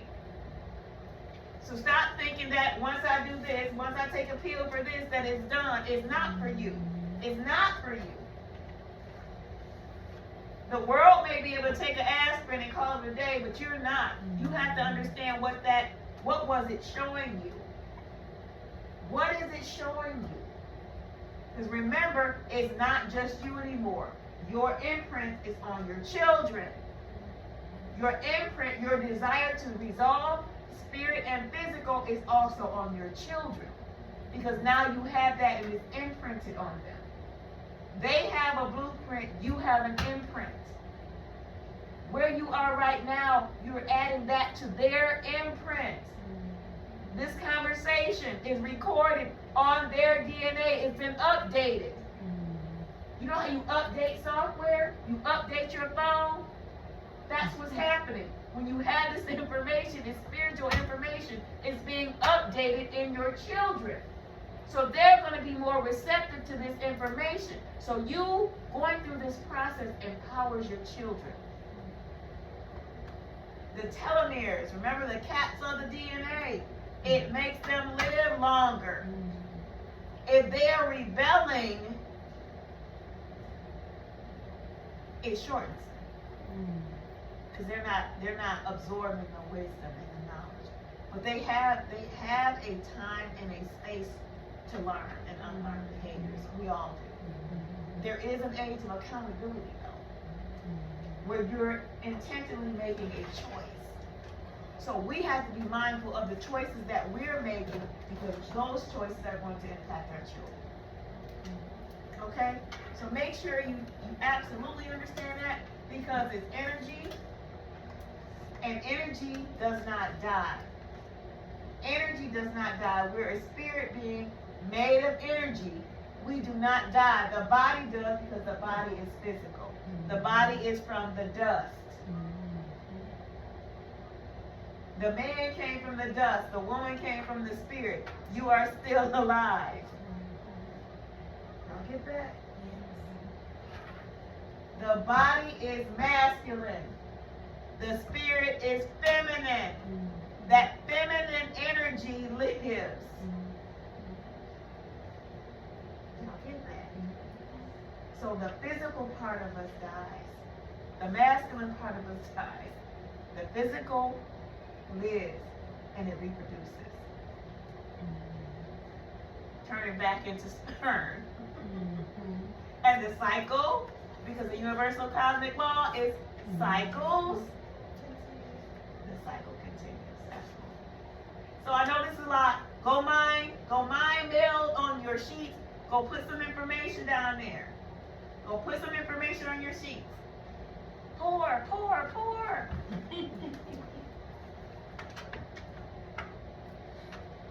At least take another 5 minutes. It's 9:04 right now. Take about 5 minutes and pour. Make sure you're putting some information, insights down on your papers. You're going to take those with you. You'll take your daughters too.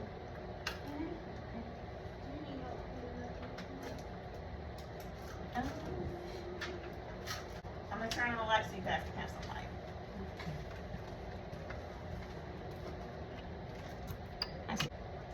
Tools, spiritual tools. So, is anybody familiar with 5G? Yeah. I'm about to explain it. You're familiar with 5G? Yeah. Anybody know what it means? 5G means fifth generation. It's the fifth generation of the technology. Okay? We're talking radiation, we're talking radio waves. There is a lot of radiation permeating through our space, our airspace.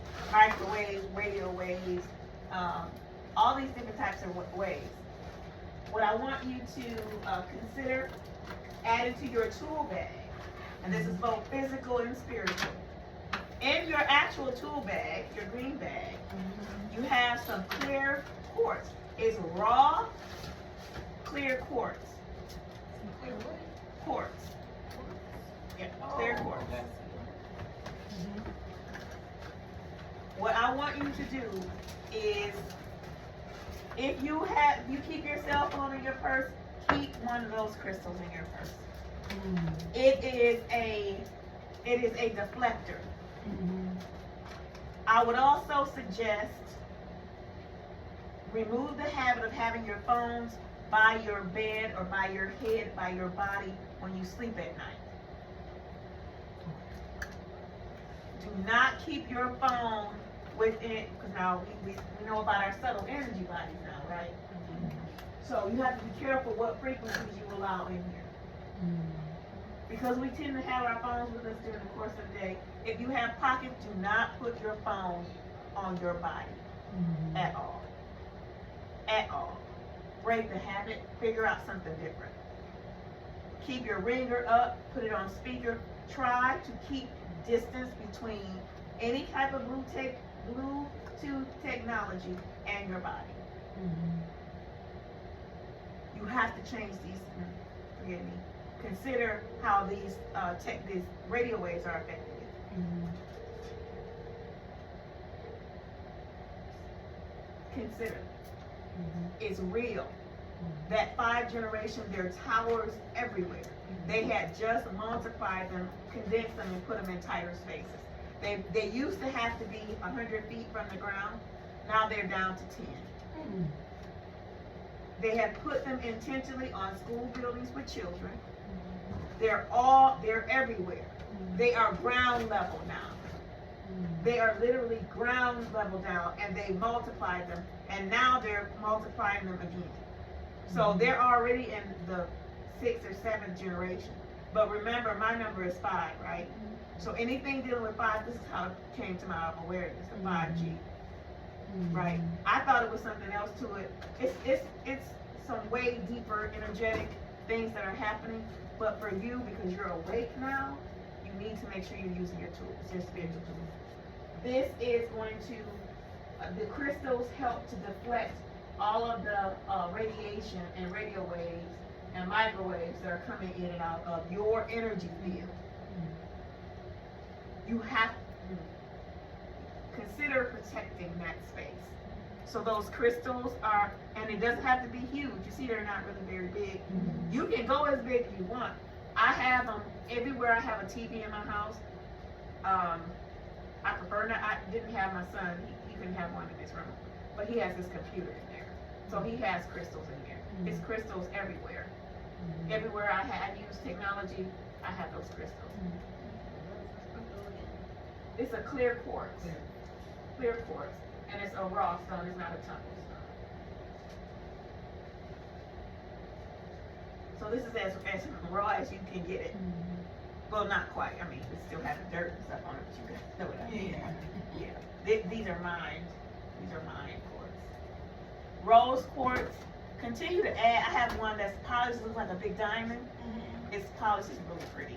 I keep that in my living room so I can get the morning sun when it comes in, and it's very reflective. So that's really helpful. But keep one in your purse. Matter of fact, put that in your purse or your wallet now. Take one of those out, put it in your purse or wallet now. Where can you purchase these? Or where do you? You can get them anywhere. Oh. I mean, they're not hard to find. You can order them from Amazon. You can get them in bulk. I would just put them anywhere. If you have children and they have a cell phone and they use purses, try to help, especially our girls and our sons. They should not have phones in their pockets because it's right where vital organs are, right? And they've already reported out the different birth defects and fertility issues, because this is where men are keeping them. It's really affecting men because they're typically putting them in their pockets.